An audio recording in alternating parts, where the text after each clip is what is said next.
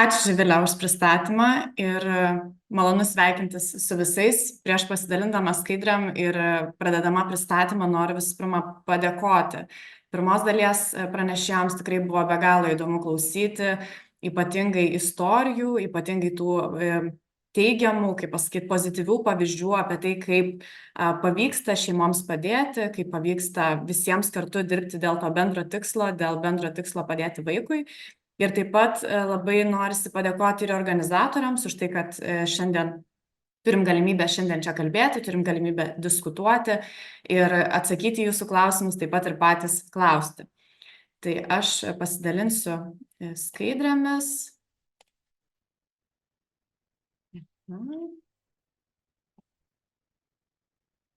Taip, matau, kad jos matosi. Ir šiandien savo dalyje aš pristatysiu daugiau tarnybos veikimo algoritmus, bendrus principus, kaip veikia tarnyba gavusi pranešimą apie galimą vaiko teisių pažeidimą.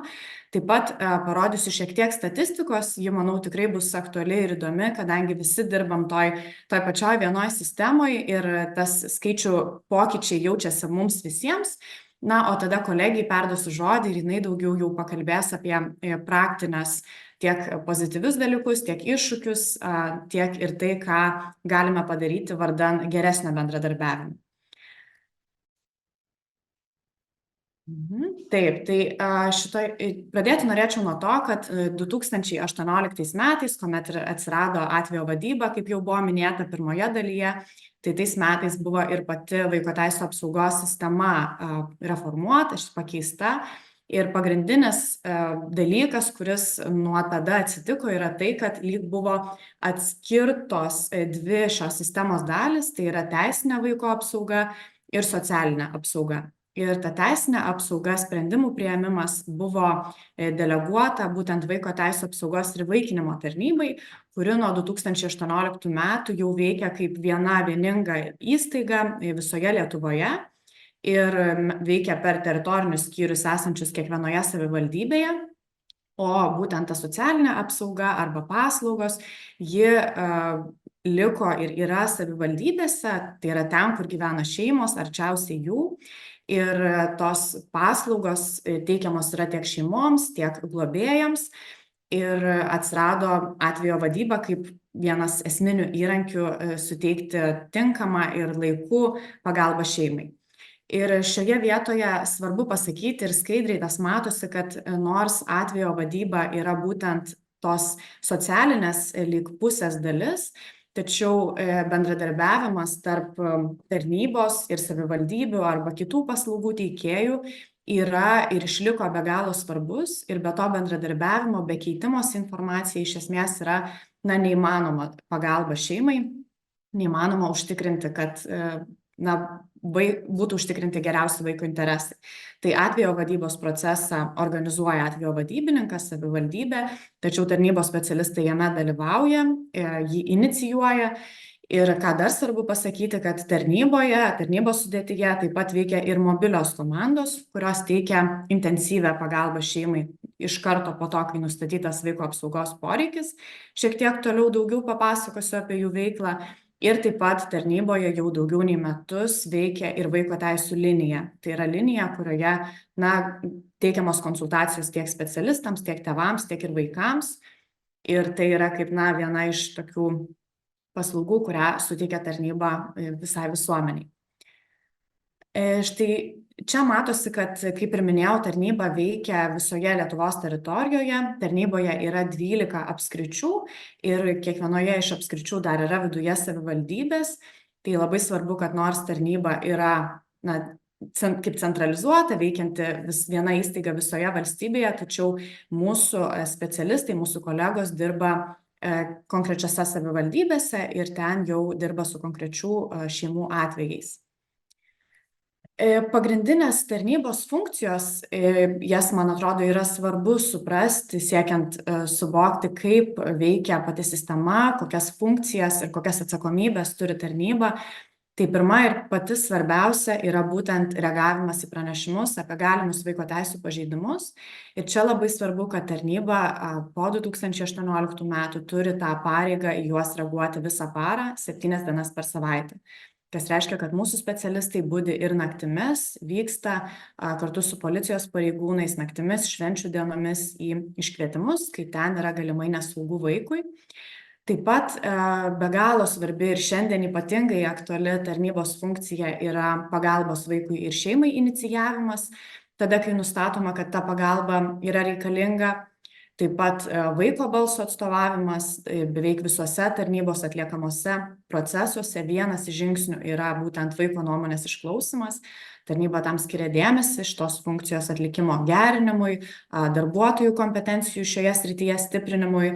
Yra išleistas ir vaiko nuomonės išklausimo metodinis vadovas, kuris tikimės yra naudingas ne tik mūsų specialistams, bet ir visiems kitiems dirbantiems su vaikais. Taip pat svarbi tarnybos funkcija yra ir globos inicijavimas, globos priežiūra, įvaikinimo organizavimas. Žinoma, mano jau minėtas ir tas konsultavimas, informavimas, kurį taip pat atliekame. Svarbu ir tai, kad tarnyboje stengiamės kurti vienodą praktiką, daug dėmesio tam skiriam ir tam, kad visose savivaldybėse būtų taip pat suprantami teisės aktai, taip pat suprantami aspektai, kuriuos reikia vertinti, sprendžiant, kas geriausia vaikui. Taip pat atliekame ir tarptautinės funkcijas, tai yra veikiam kaip centrinė institucija. Ir pavyzdyje iš ryto girdėtame buvo informacija apie tai, kad buvo gautas pranešimas būtent iš užsienio. Tai čia irgi yra svarbi tarnybos funkcija, kad mes gauname ir susirašinėjame su užsienio valstybių institucijomis, tokiu būdu galėdami užtikrinti, kad šeimos, net ir išvykusios iš Lietuvos arba atvykusios į ją, būtų tęsiamas tas paslaugų teikimas arba būtų užtikrinama vaiko apsauga, jeigu to reikia. Taip pat tarnybos sudėtyje veikia ir mobilios komandos, kurios taip pat yra kiekvienoje apskrityje, toliau papasakosiu apie jas. Ir dar labai svarbi ir didelę dalį tarnybos veiklos užimanti funkcija yra ir teisinis vaiko interesų atstovavimas.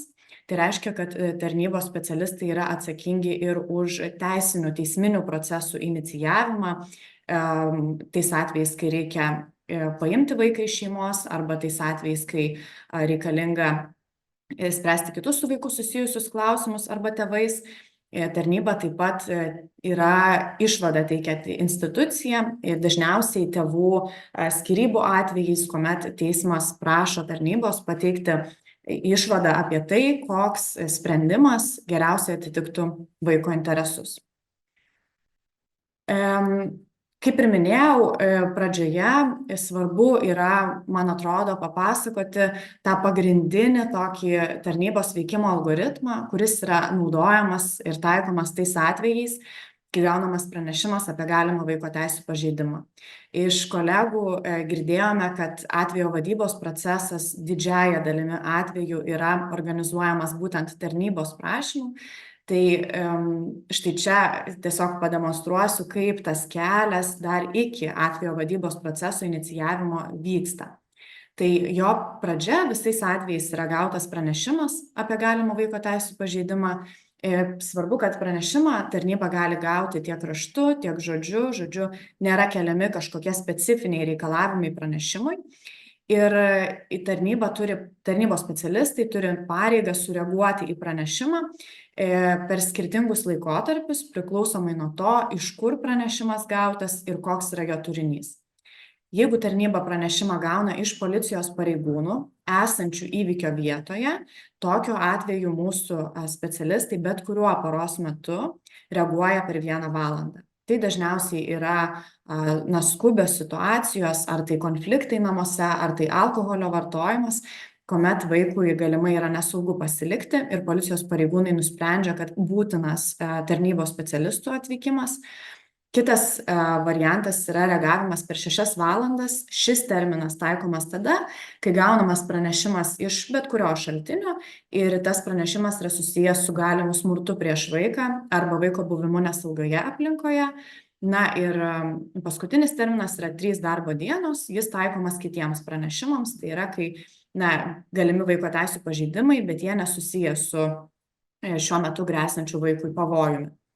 Ir reagavimo metu tarnybos specialistai vyksta į šeimos namus ar kitą įvykio vietą, jie bendrauja su vaiku, turi tą pareigą ir teisę išklausyti vaiko nuomonę, jeigu tai reikalinga, gali paprašyti tėvų nedalyvauti pokalbyje su vaiku, taip pat bendrauja su tėvais ar kitais vaiko atstovais, susirenka informaciją iš kitų įstaigų, organizacijų. Dažniausiai tai yra būtent socialinių paslaugų centrai arba ugdymo, sveikatos įstaigos. Ir visą tai atlikę, specialistai pildo jau minėtą vaiko situacijos vertinimo anketą ir tai turi atlikti per 3 darbo dienas, jeigu pranešimas buvo apie smurtą arba nesaugią aplinką vaikui, na ir per 5 darbo dienas visais kitais atvejais. Įvertinę vaiko situaciją, specialistai turi galimybę priimti vieną iš 3 sprendimų. Pirmasis iš jų yra tais atvejais priimamas, kai nenustatomi vaiko teisių pažeidimai arba jie nustatomi, tačiau konstatuojama, kad šeima geba pati susitvarkyti su jais, gauti pagalbą, galbūt vaiko teisių pažeidimai nesusijęs su atstovais pagal įstatymą, tarkim su vaiko konfliktu su kitu vaiku mokykloje ar kažkokiom panašiom situacijom, kai tėvai gali patys padėti vaikui.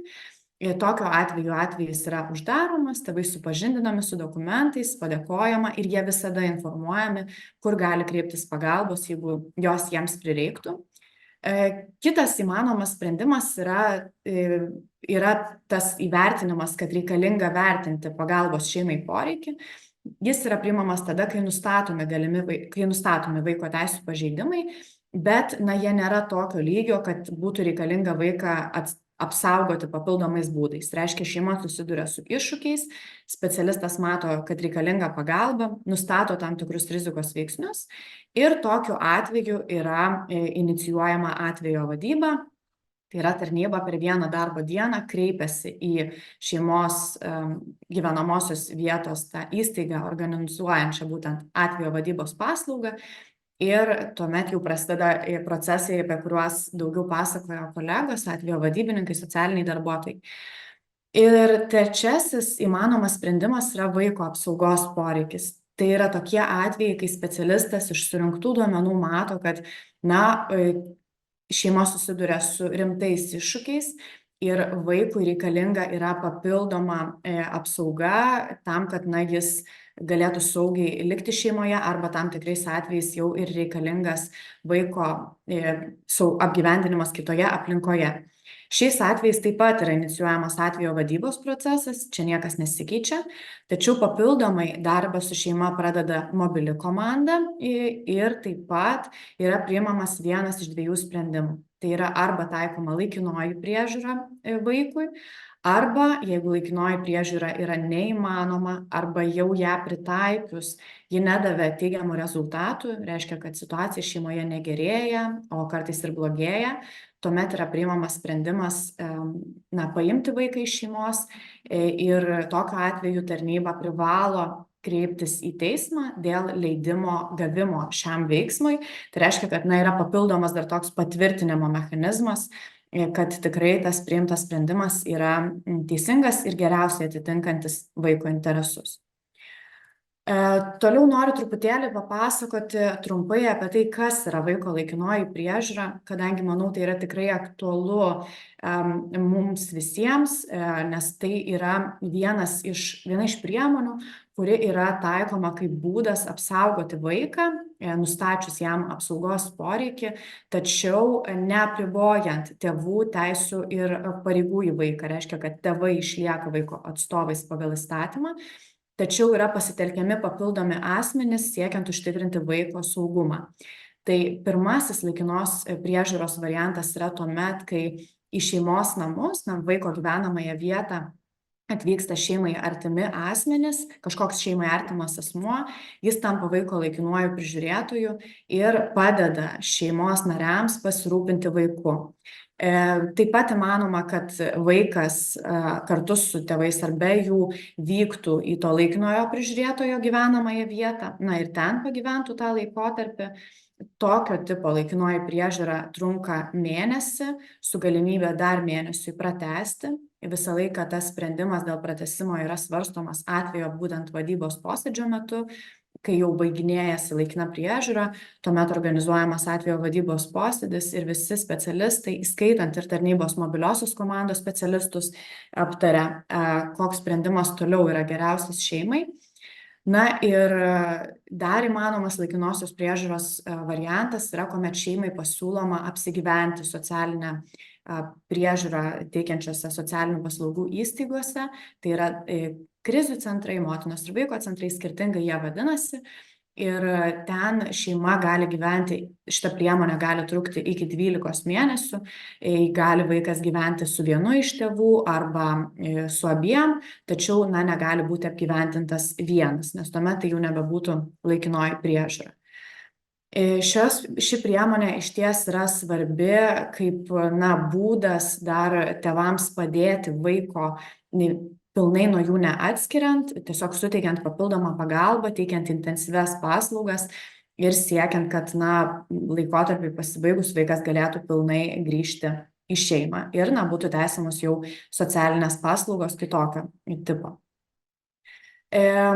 Dar, kaip ir minėjau, nustačius vaiko apsaugos poreikį, visuomet yra inicijuojama ir sudaroma šeimai mobili komanda. Mobilios komandos dirba būtent tarnybos sudėtyje, apskrityse, ir mobilią komandą sudaro 2 specialistai, ir socialinis darbuotojas ir psichologas arba socialinis darbuotojas ir krizių valdymo specialistas. Šie 2 specialistai dirba intensyviai su šeima būtent 20 darbo dienų, su galimybė dar pratęsti 8 darbo dienoms. Ir svarbu, kad mobili komanda dirba su vaiku ir jo atstovais pagal statymą, tėvais. Mobilios komandos specialistai vyksta į šeimos gyvenamąją vietą, teikia konsultavimo, informavimo, nukreipimo paslaugas. Ir pagrindinis jų tikslas yra vienas dalykas ir svarbiausias - motyvuoti šeimą pokyčiui, padėti šeimai pamatyti egzistuojančius iššūkius ir motyvuoti priimti tą ilgalaikę jau pagalbą.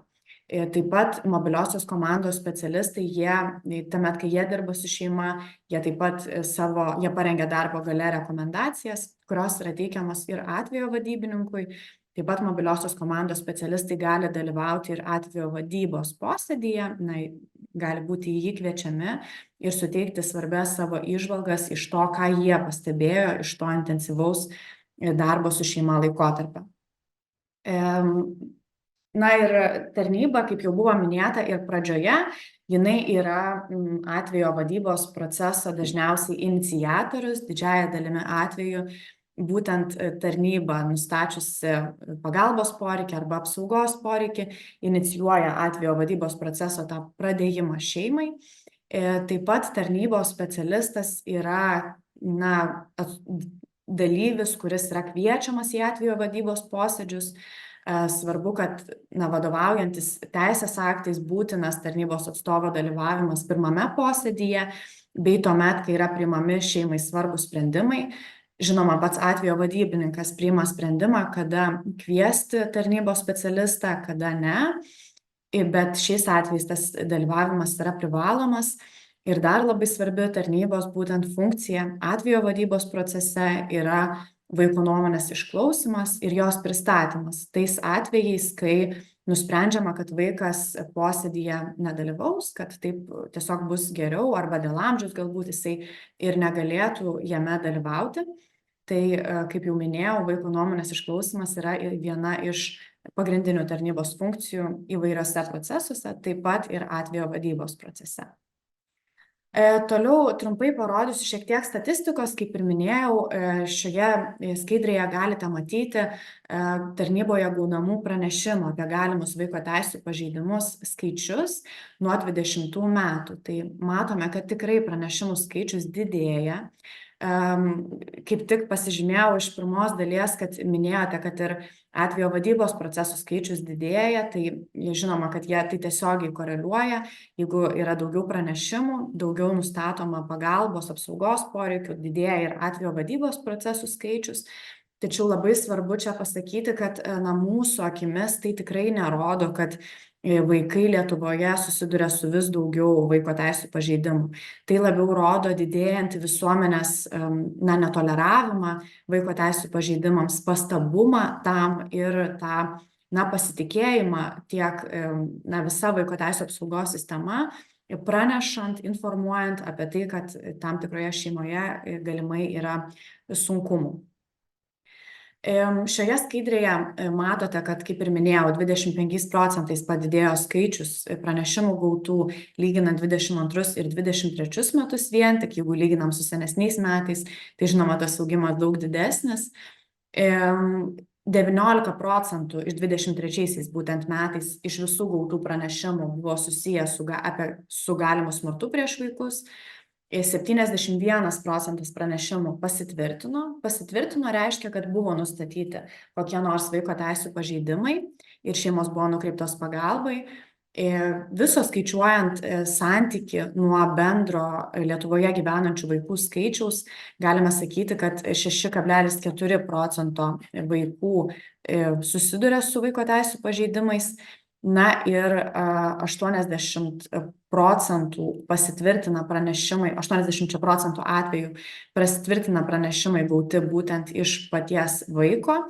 Ir čia dar svarbu pasakyti, kad 85% pasitvirtina pranešimai būtent gauti iš socialinių paslaugų įstaigų ir tai yra didžiausias tas pasitvirtinimo procentas santykis lyginant su kitais pranešėjais.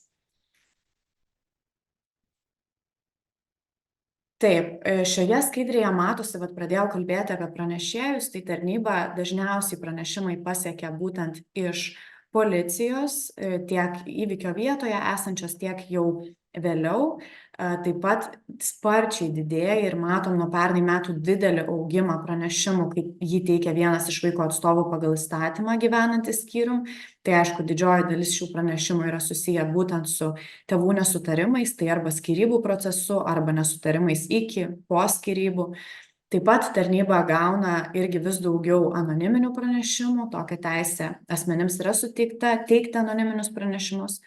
Na ir matosi skaidrėje, kiek pranešimų gauname būtent ir iš socialinių paslaugų centrų ir atvejo vadybininkų.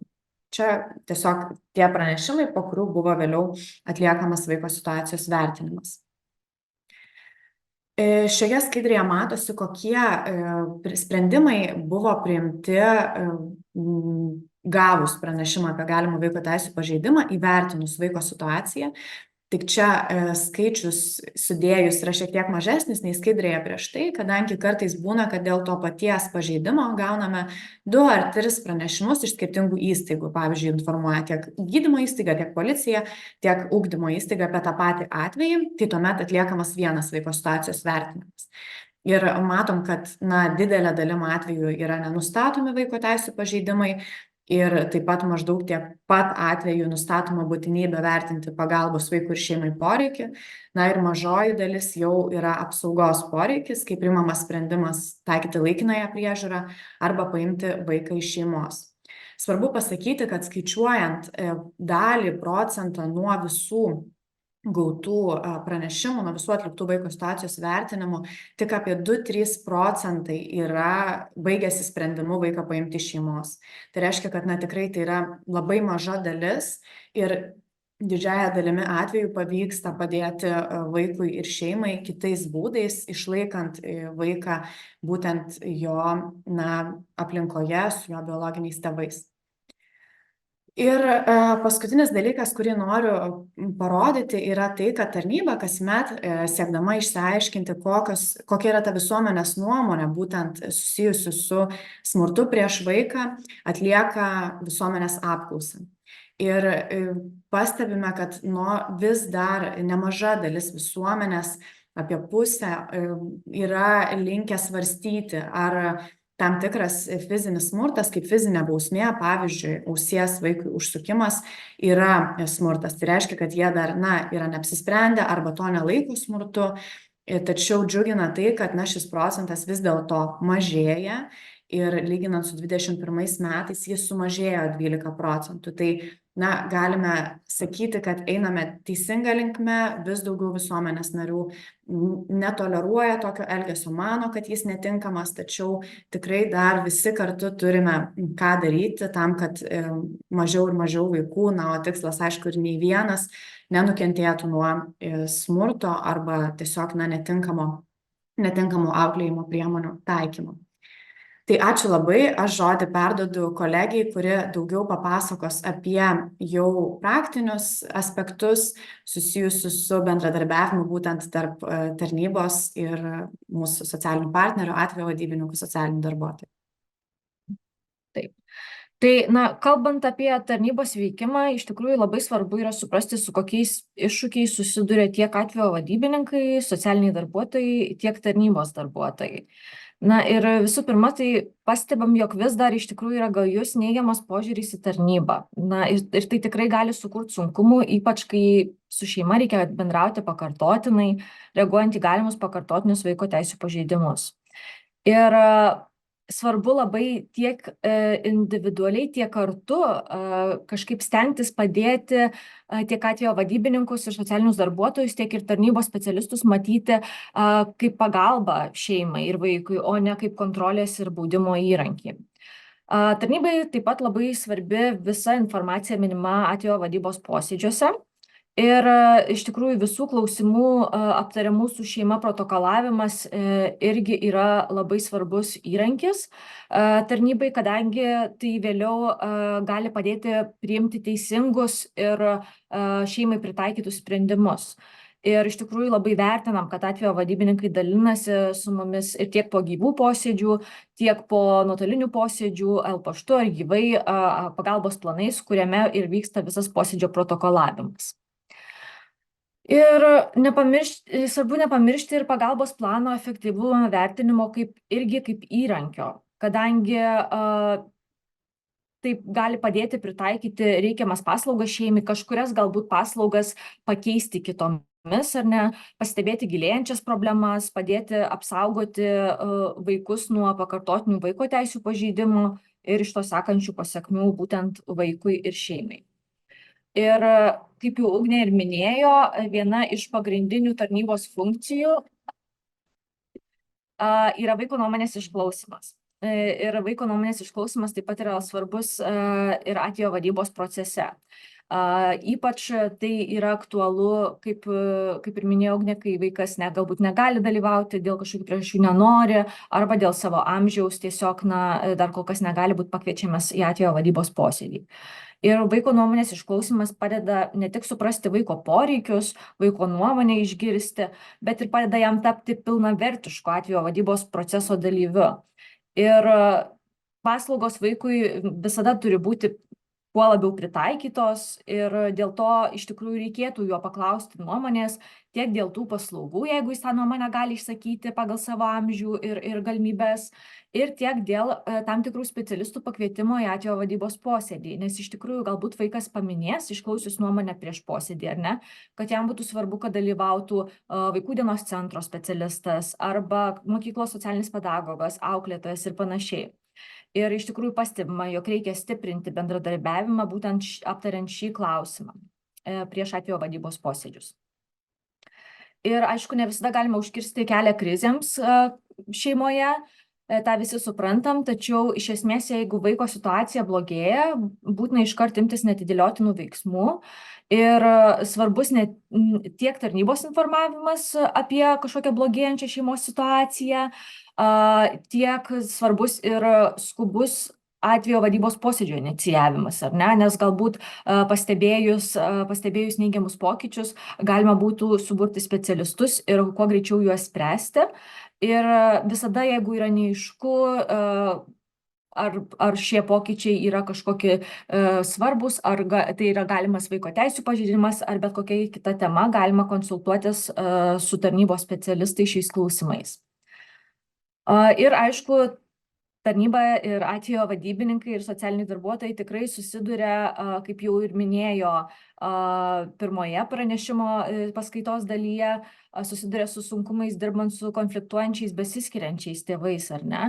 Ir skyrybos tiek tėvams, tiek ypač vaikams yra labai jautri ir sunki patirtis. Ir šeimai tuo laikotarpiu reikia ypatingo palaikymo.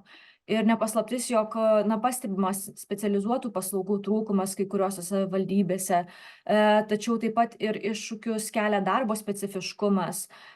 Kartais skirtingai situaciją mato tiek tėvai, tiek specialistai arba skirtingi specialistai, kaip atvejo vadybininkai, tarnybos darbuotojai ar kiti specialistai. Ir taip pat yra iš tikrųjų daug didesnis nei įprastai teisinio pobūdžio problemų lygis, dirbant su šiomis šeimomis. Todėl iš tikrųjų labai svarbus tokių konfliktų, būtent tokio tipo dinamikos išmanymas. Ir toliau galima aptarti tam tikrus klausimus, kurie iš tikrųjų pastebime, kad kelia sunkumų ir mums atrodo labai svarbus atvejo vadybos pradėjimo ir užbaigimo kontekste. Ir matome, jog būna atvejų, kai tarnyba nustato pagalbos poreikio vertinimo būtinybę, o atvejo vadybininkai, socialiniai darbuotojai atlikę vertinimą savo nemato poreikio pradėti atvejo vadybą. Ir tai aišku, žinoma, jie turi tam priežasčių, nes atlikę vertinimą irgi mato tiesiog skirtingus rezultatus vertinimo. Na ir tada išsiskiria specialistų požiūris šiais klausimais ir kartais tą požiūrį yra sunku suderinti. Taip pat pastebima, jog pakartotinis atvejo vadybos inicijavimas gali kelti sunkumų. Tai tarnyba iš tikrųjų privalo pakartotinai inicijuoti atvejo vadybą, jeigu mes nustatome apsaugos arba pagalbos šeimai poreikį ir žinoma privalom šeimą ir informuoti, kad tą atliksime. Ir tikėkime, kad su artimiausio atvejo vadybos tvarkos aprašo pakeitimu tai bus pakoreguota ir pakartotinio inicijavimo nebereiks, galima bus tiesiog šeimą informuoti kitokiu būdu. Taip pat iš tikrųjų labai yra svarbus kitų specialistų galinčių suteikti informacijos apie vaiką ar šeimą dalyvavimas ir visada labai svarbu turbūt pasitarti tiek tarp specialistų, tiek su šeima, kokius kitus specialistus matytume kaip svarbius dalyvauti atvejo vadybos procese. Taip pat gali išsiskirti specialistų nuomonės dėl atvejo vadybos nutraukimo. Ir su tuo tikrai yra susiduriama, kaip vieni specialistai atvejo vadybos posėdyje mato galbūt, kad šeima jau stipri ir gali savarankiškai toliau augti ir būti be specialistų palaikymo, o kiti specialistai galbūt galvoja kitaip. Ir taip pat pastebim, jog tikrai sudėtingų situacijų kelia darbas su nemotyvuotomis šeimomis, tai šeimomis būtent su kuriomis kyla iššūkiai, kai jos atsisako atvejo vadybos. Nes kaip jau ir minėjo pirmoje paskaitos dalyje, ar ne, kolegės, kad iš tikrųjų būna situacijų, kai šeima atsisako atvejo vadybos, ar ne, ir tada jau aišku, mus informuoja atvejo vadybininkas apie tą atsisakymą ir mes turim pakartotinai vėlgi, inicijuojam atvejo vadybą, nes vėlgi nustatom galimus vaiko teisių pažeidimus arba nebūtinai, bet tam tikrus rizikos veiksnius, ar ne, ir atvejo vadyba vėl inicijuojama, šeima vėl atsisako ir vėlgi tas iškyla užburto rato pavojus. Tai ką dabar galima būtų padaryti? Tai mes iš tikrųjų 22 metais tarnyba išsikėlė tikslą, vieną iš tikslų, tai buvo bendradarbiavimas su socialinių partnerių gerinimo tikslas. Ir buvo įsivardintos tam tikros bendradarbiavimo problemos kartu ir su atvejo vadybininkais ir socialiniais darbuotojais, ar ne? Ir buvo tos problemos tuomet sistemizuojamos, buvo derinama bendra pozicija ir iš tikrųjų tuomet teritoriniai skyriai jau tą kaip ir poziciją ir sprendimo pasiūlymą nusinešė atgal pas socialinius partnerius ir bandė tartis ir bandė jas spręsti kartu. Ir pastebėjome, jog pagrindinis, labai veikiantis dalykas yra, jog dauguma teritorinių skyrių susitarė su atvejo vadybininkais, jog kiekvienas atvejo vadybos posėdėje dalyvaujantis specialistas, jeigu bus kažkokių nuomonės nesutikimų ar ne, nuomonė nesusiderins, aiškiai įvardins savo pozicijas, išdėstys visus turimus argumentus tai pozicijai paremti, bei nurodys, kokiais duomenimis ar informacija remiantis priėmė tą, argumentuojamą sprendimą. Ir arba taip pat, kaip ir Jolanta, man atrodo, Grybauskienė pradžioje minėjo, dėl bendrų susitikimų pavyzdį, ar ne, jog iš tikrųjų labai svarbu turėti tos bendrus susitikimus tarp specialistų, ar tai jie vyktų prieš atvejo vadybos posėdį ar po, bet irgi pastebėjome, kad tai tikrai pagerina mūsų tarnybos ir atvejo vadybininkų bei socialinių darbuotojų bendradarbiavimą. Taip pat matome iš tikrųjų iššūkius, kai vaiko tėvai gyvena skirtingose savivaldybėse. Tai dažniausiai būna situacijose, kai tėvai gyvena skyriumi, gyvena skirtingose, kaip minėjau, savivaldybėse, arba netgi nebūtinai Vilniuje šiuo atveju gali jie gyventi tiesiog skirtingose mikrorajonuose, kuriuos aptarnauja skirtingos socialinių paslaugų įstaigos. Ir iš tikrųjų yra tokių situacijų, jog kartais apsisunkina visų reikalingų specialistų, reikalingų dalyvauti atvejo vadybos posėdėje specialistų kvietimas į posėdžius. Taip pat labai yra svarbu pažymėti svarbą, kad abu tėvai būtų kviečiami į atvejo vadybos posėdžius, kai jie organizuojami vaiko ar vieno iš tėvų gyvenamoje savivaldybėje, jeigu tai yra įmanoma, nes tikrai suprantame, jog yra tokių atvejų, kai tėvai vienas su kitu tiesiog jiems bus sunku sėdėti ir būti tame pačiame atvejo vadybos posėdėje, tačiau jeigu tai yra įmanoma, tai yra svarbu, kadangi tuo atveju tėvai žinotų, abu tėvai žinotų, kokie sprendimai priimami būtent vaiko atžvilgiu ir galėtų tolygiau dalyvauti būtent atvejo vadybos procese.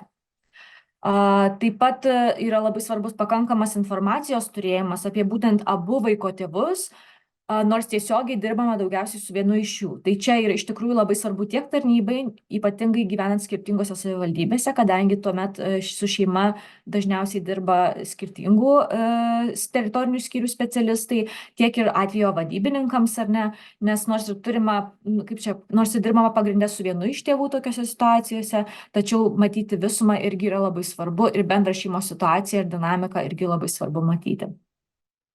Ir galų gale labai svarbus bendradarbiavimas tarp atvejo vadybininkų, socialinių darbuotojų bei tarnybos specialistų. Informacijos perdavimas iš tikrųjų yra labai vienas iš pagrindinių tokių aspektų, kurį labai svarbu pažymėti ir kur tikrai galima dar tikrai stiprinti. Bendrų posėdžių organizavimas taip pat yra svarbus ir panašiai. O iš tikrųjų tarnybos specialistams mes dažnai visi vieni kitiems primename apie tą informacijos keitimosi svarbą ir poreikį.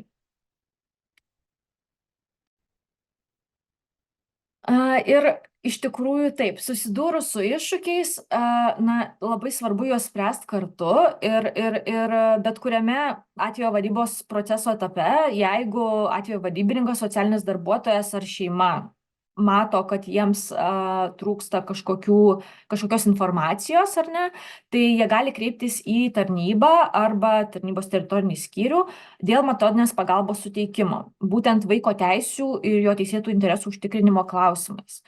Tai metodinė pagalba ir yra būtent konsultacija vaiko teisių užtikrinimo klausimais, įstatyminės bazės vaiko teisių kontekste klausimais ir panašiai.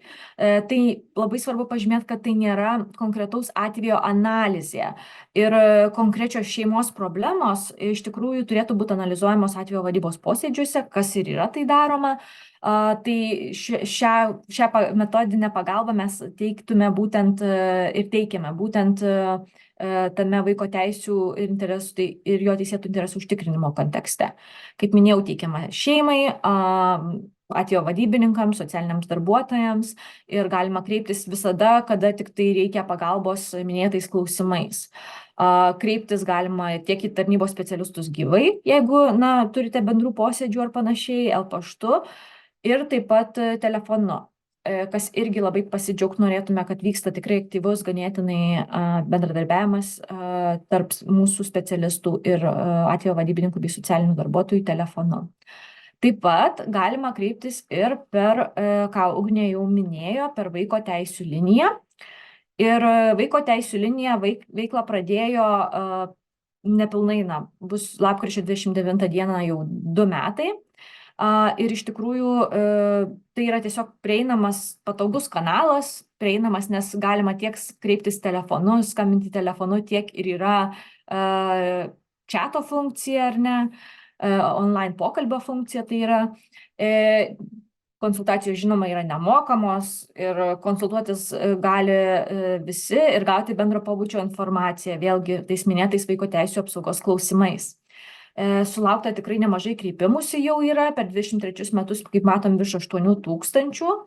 Ir iš tikrųjų kreipiamasi ne tik tai norint sužinoti tam tikrą informaciją, bet gaunam nemažai ir pranešimų būtent apie galimus vaiko teisių pažeidimus. Ir kreipiasi ne tik tai suaugę, kurie nori pasikonsultuoti, bet jau turėjome ir beveik 400, gal jau net ir iš tikrųjų daugiau šiuo metu, būtent vaikų, kurie kreipiasi tiek pasikalbėti, pasikonsultuoti, tiek ir pranešti apie galimus vaiko teisių pažeidimus. Ir iš tikrųjų dažniausiai renkamasis yra tas tradicinis kreipimosi būdas, kas yra telefoniniai pokalbiai, kadangi turbūt vis dar galvojame, kad tokiu būdu greičiausiai bus suteikta informacija ir jie sudarė netgi 62% visų kreipimusi. Ir šeimai susiduriant su sunkumais iš tikrųjų visada galima rekomenduoti kreiptis, tačiau, kadangi vaiko teisių linija nėra psichologinės pagalbos linija ir psichologinės pagalbos neteikia, dalį asmenų vaiko teisių linijos konsultantai nukreipia į emocinę ir psichologinę pagalbą teikiančias kitas linijas, tai tokias kaip vaikų linija, jaunimo linija, tėvų linija bei kitas įstaigas. Ir iš tikrųjų gauname ne tik klausimų iš šeimos narių, vaikų ar kitų suaugusių žmonių, bet ir iš specialistų. Tai iš tikrųjų gauname nemažai klausimų ir iš atvejo vadybininkų bei socialinių darbuotojų. Tai čia norėčiau pasidalinti keliais klausimais, klausimų galbūt tipais, kurie yra aktualūs ir kokiais į mūsų į vaiko teisių liniją kreipiamasi. Tai iš tikrųjų labai yra aktualus klausimas, kada tam tikri tėvų veiksmai tampa vaiko teisių pažeidimu. Ir pavyzdžiui, pasiteiraujama, ar būtų vaiko teisių pažeidimas, jei vaikui, kuris yra kurčnebilys, tėvai nededa arba neprašo dėtis klausos aparato. Kad ir tokia praktinė iš praktikos situacija kilusi. Taip pat kreipiamasi su klausimais, kaip elgtis tam tikrais besiskiriančių tėvų atvejais, kaip irgi konfliktinių skyrybų situacijos yra tikrai ganėtinai aktualios. Klausimą, kaip reiktų elgtis tam tikrais vaiko laikinosios priežiūros atvejais. Vėlgi praktinė situacija būtų, pavyzdžiui, kad jeigu mama yra laikinai išvykusi į užsienį, o senelis yra laikinas vaiko prižiūrėtojas, šeimai vyksta atvejo vadybos procesas, tarkime, ir senelis dėl sveikatos atsisako prižiūrėti vaiką, arba ir dar dėl to, kad konfliktuoja su tuo vaiku, nes jis yra paauglys. Tai tokiais irgi klausimais. Kaip elgtis, taip pat jeigu vienas iš tėvų nevykdo teismo sprendimų, tai čia jau tokia labiau teisinė informacija, bet taip pat su mumis galima pasikonsultuoti šiais klausimais. Bei kada reikia pranešti apie galimą smurtą prieš vaiką, jei nėra aišku, ar tai smurtas. Ir tai, manau, yra labai svarbu, kadangi tikrai kartais atvejai yra kompleksiški ir nėra aiškus. Ypatingai, jeigu tam tikra situacija yra galimas psichologinio smurto atvejis. Tai jeigu iš tikrųjų yra neaišku, visada galite kreiptis ir tikiuosi, kad galėsime atsakyti ir pasikonsultuoti kartu ir atsakyti jūsų klausimus. Ir iš tikrųjų, tai ir skatiname jūs kreiptis ir nukreipti būtent šeimos narius ir vaikus į vaiko teisių liniją, vaiko teisių konsultaciniais klausimais. O dabar pabaigai, tai iš tikrųjų norėčiau pasidžiaugti ir gerosiomis patirtimis, jų turime tikrai nemažai, bet čia tiesiog įdėjome kelias tokias apibendrintas.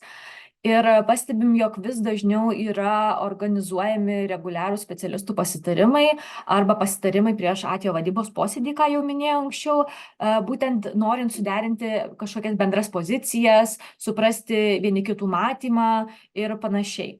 Taip pat matomas vis stipresnis bendradarbiavimas ne tik gyvai, bet ir telefonu. Ir tai dažniausiai skambina, aišku, mūsų specialistai atvejo vadybininkams, norint gauti kažkokią skubią informaciją, atliekant vaiko situacijos vertinimą. Ir kaip jau buvo minėta anksčiau šiandieną, iš tikrųjų taip, BDARO reikalavimai riboja tarnybą teikti visą įmanomą informaciją apie šeimą atvejo vadybininkams ar socialiniams darbuotojams, tačiau tikimės, jog, vėlgi, pasikeitus atvejo vadybos tvarkos aprašui galės šitas konsultavimasis būti labiau abipusis ir mes galėsime suteikti informaciją ne tik tai atvejo vadybos posėdžio metu, tačiau ir telefonu ar kitais būdais. Taip pat esant kriziniai situacijai šeimoje, pastebim, jog atvejo vadybininkas susisiekė telefonu su tarnybos specialistais, tarėsi, kartu galvoja, kokius sprendimus reikėtų priimti, kad būtent vaiko patirtys būtų kuo mažiau traumuojančios. Ir tai iš tikrųjų padeda priimti tokius teisingesnius sprendimus ir augti mums visiems kartu. Ir kai atvejo vadybos posėdėje vat irgi, ką minėjo ir direktorė pradžioje, tą gerąjį pavyzdį, tai iš tikrųjų labai džiaugiamės, nes yra tikrai ne vienas toks pavyzdys, kai atvejo vadybos posėdėje dalyvauja vaikas arba vaikai ir būtent jų nuomonę, jie išsako savo nuomonę ir jų nuomonę išgirdę tėvai išgirsta tų vaikų tarsi pagalbos šauksmą ir sutinka priimti jau tada siūlomas paslaugas ir bendradarbiauti su specialistais. Tad iš tikrųjų kviečiame bendradarbiauti ir kartu ieškoti įvairiausių sprendimų būtent vaiko geriausiems vaiko interesams užtikrinti, padėti šeimoms ir iš tikrųjų svarbu stengti vieni kitose matyti resursą ir todėl iš tikrųjų labai dėkoju tiek rengėjams, tiek klausytojams ir lauksime klausimų. Labai ačiū. Ačiū už šitą paskaitą, už šitą pranešimą. Čia buvo Airida Andriulė ir taip pat, ką tik girdėjot, Ugnė Klingerė. Prie mūsų prisijungs ir dar 2 specialistai iš irgi skirtingų vietovių. Tai Kauno miesto vaiko teisių apsaugos skyriaus vyr specialistė Gerda Laurinavičienė. Sveiki, Gerda, pasisveikinkite su mumis, kad mes žinotumėm, kad jūs tikrai čia esate. Ir taip pat su mumis yra Panevėžio apskrities vaiko teisių apsaugos skyriaus Panevėžio mieste patarėjas Dovaras Nevardauskis. Sveiki, ačiū, kad irgi prisijungėt. Sveiki. Aš noriu pradžioj gal tokį klausimą, šiaip yra labai daug iš jūsų atkeliaujančių klausimų, mus stebinčių yra beveik 1500, tai išlaikom šitą gerą statistiką, gerą skaičių ir tikrai įsitraukimas didžiulis. Kai jūs kalbėjot, Ugnė, man atrodo, kad sakėt ir visi čia šiandien sakėm, kad sklandesnis bendradarbiavimas, geresnis, kad būtų bendradarbiavimas. Kas visgi, kaip jūs matytumėt, jūs iš dalies atsakėte tai savo pranešimu, bet jeigu reikėtų apibendrinti taip 2 sakiniais, kur labiausiai stringa bendradarbiavimas tarp skirtingų tarnybų? Tai čia aš gal atsakysiu taip apibendrintai, po to gal dar kolegos iš teritorinių skyrių galės papildyti jau iš tiesiog praktikos, ką jie mato. Mes ir ruošdamėsi šiai konferencijai ir apskritai bendraudami su kolegom dažnai tiesiog bandom suprasti, tai kur stringam, ką galim padaryti, kad veiktume geriau. Tai man atrodo, tie pagrindiniai aspektai, kur yra tie sunkumai, tai ir yra būtent išsiskyrime, tarkim, nuomonės dėl šeimos situacijos, ar tęsti paslaugas, ar jas pradėti, tokie klausimai ar ne. Taip pat, man atrodo, didelis tas sunkumas, kuris labai skambėjo ir pradžioje konferencijos paskaitos, tai darbas su besiskiriančiomis šeimomis. Šis klausimas ir darbas su šia problema, man atrodo, yra tikrai bendras iššūkis mums visiems. Ir tuo pačiu galimybė augti, tobulinti tiek mūsų, tiek ir apskritai socialinės paslaugas, jas labiau pritaikyti ir ieškoti sprendimų. O geriausios turbūt tos priemonės tų sprendimų ieškoti. Tai ir yra, kas ir buvo minėta, santykis, susitikimai, atviras bendravimas. Tai šie dalykai, aš kažkaip juos išskirčiau. Gal dar kolegos. Gerai, aš trumpai pakalbinsiu kolegas iš kitų miestų, ypač, kad jūs irgi pasakytumėt savo matymą, ar jūs pritarėt, ar dar matot kokį nors kampą ir kiek girdisi šiaip iš tikrųjų per visą atvirą paskaitą nuo pat ryto, kad skyrybos yra šių laikų didžiausias iššūkis jūsų tarnyboms. Dovarai, gal jūs? Tai paantrinti tik tai Ugniai galėčiau dėl būtent to bendradarbiavimo ir tikriausiai visados visuose susitikimuose, tiek tarpusavyje, skyriuose, tiek bendraudami keliam tą pagrindinį, vieną iš pagrindinių tikslų, tai yra glaudesnis bendradarbiavimas, kad tos problemos būtų sprendžiamos kuo sklandžiau ir kad per tuos mūsų susitikimus būtų išsprendžiama tam tikri klausimai, kurie gelbėtų tam tikrose situacijose ir užtikrintų geriausias vaiko interesas. Tai tiek tikriausiai. Gerda? Galiu tik irgi paantrinti kolegoms. Iš esmės ir savo darbe kasdien susidurėm su kolegomis, su skyrybas patiriančiomis šeimomis ir jeigu taip išsireikšti skaitinę reikšmę, tai turbūt gal apie 80% pranešimų ir yra susijusių su skyrybomis. Ir iš tikrųjų galiu pasidžiaugti, kad kolegos atvejo vadybininkai, socialiniai darbuotojai yra iniciatyvūs, rodo iniciatyvą, sprendžiant šeimos problemas susijusios su skyrybomis. Tikrai dažnai skambinasi, konsultuojasi, tarėsi, ką daryti, kaip geriau pasielgti, kokią pagalbą teikti. Tai iš esmės rodo, kad specialistams rūpi ir stengiasi padėti šeimai. Tai trumpai tiek. Nerkim tada konkrečiau, mes turim laiko, bet turim tikrai ir daug klausimų. Vaikų dienos centrų darbuotojai susiduria su tuo, kad informavus tarnybą dėl galimo vaikų teisių pažeidimo, jei atvykus įvertinti situacijos į šeimos namus, yra parodomas šeimai raštiškas pranešimas siųstas iš VDC. Žinoma, šeimos reakcija į parašytą raštą būna tokia, kad šeima dažnu atveju nutraukia sutartį su VDC arba VDC ir tokiu atveju prarandame vaiką ir netenkame galimybės jį stebėti ir vertinti jo situaciją bei teikti pagalbą vaikui. Ar tikrai tarnybos specialistams būtina šeimai įrodyti gautą raštą dėl galimo vaikų teisių pažeidimo? Geras šiaip toks labai klausimas. Gal Irida, jūs paskutinė kalbėjusi jį imtumėt ar kažkas kitas norės? Aš gal atsakysiu į šitą toks tikrai svarbus klausimas ir man atrodo labai gerai, kad jis iškeltas dabar ir čia, nes jisai svarbus ir mums, ir partneriams, ir apskritai visiems specialistams dirbantiems su vaiku.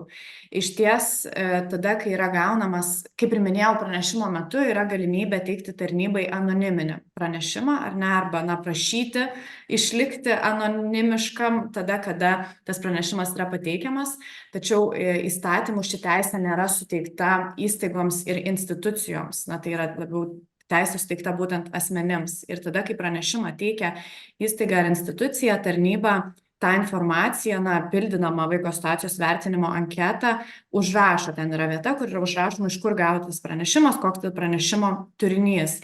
Tai tikrai puikiai suprantu tą sunkumą, kuomet šeimos gali reakcija būti, neigiamai, tai kad buvo pranešta, kaip sakot, gali ir sutartį nutraukti, tai reikėtų ieškoti tų sprendimų, bet kaip ir sakiau, tada vienas iš galimų sprendimų būtų teikti tą pranešimą anoniminiu būdu, norint pranešti, konsultuotis su vaiko teisų linija, kaip ir minėta, nes ir jie tada gali patarti, kaip padaryti, nes mes kaip institucija, kai tėvai iš mūsų paprašo informacijos apie vaiką, turim pareigą jiems pateikti visą informaciją, ar ne, kurią turime tarnyboje. Tai tėvai, būdami vaiko atstovai, turi teisę ją gauti, tai tiesiog reikia ieškoti tada būdų, kaip tuos pranešimus pateikti kitų būdų. Ir kitas dar svarbus aspektas, ką norėčiau pasakyti. Bet čia aš iškart pertrauksiu, ar nereikėtų kalbėti apie teisės akto pakeitimą, inicijavimą, kad jis būtų pakeistas? Tai čia turbūt, manau, galėtų būti bendra diskusija tiek su ministerija, su mumis, bet su visais kolegomis, ar tai būtų geras ar geresnis sprendimas, ar tai geriau užtikrintų vaiko interesus.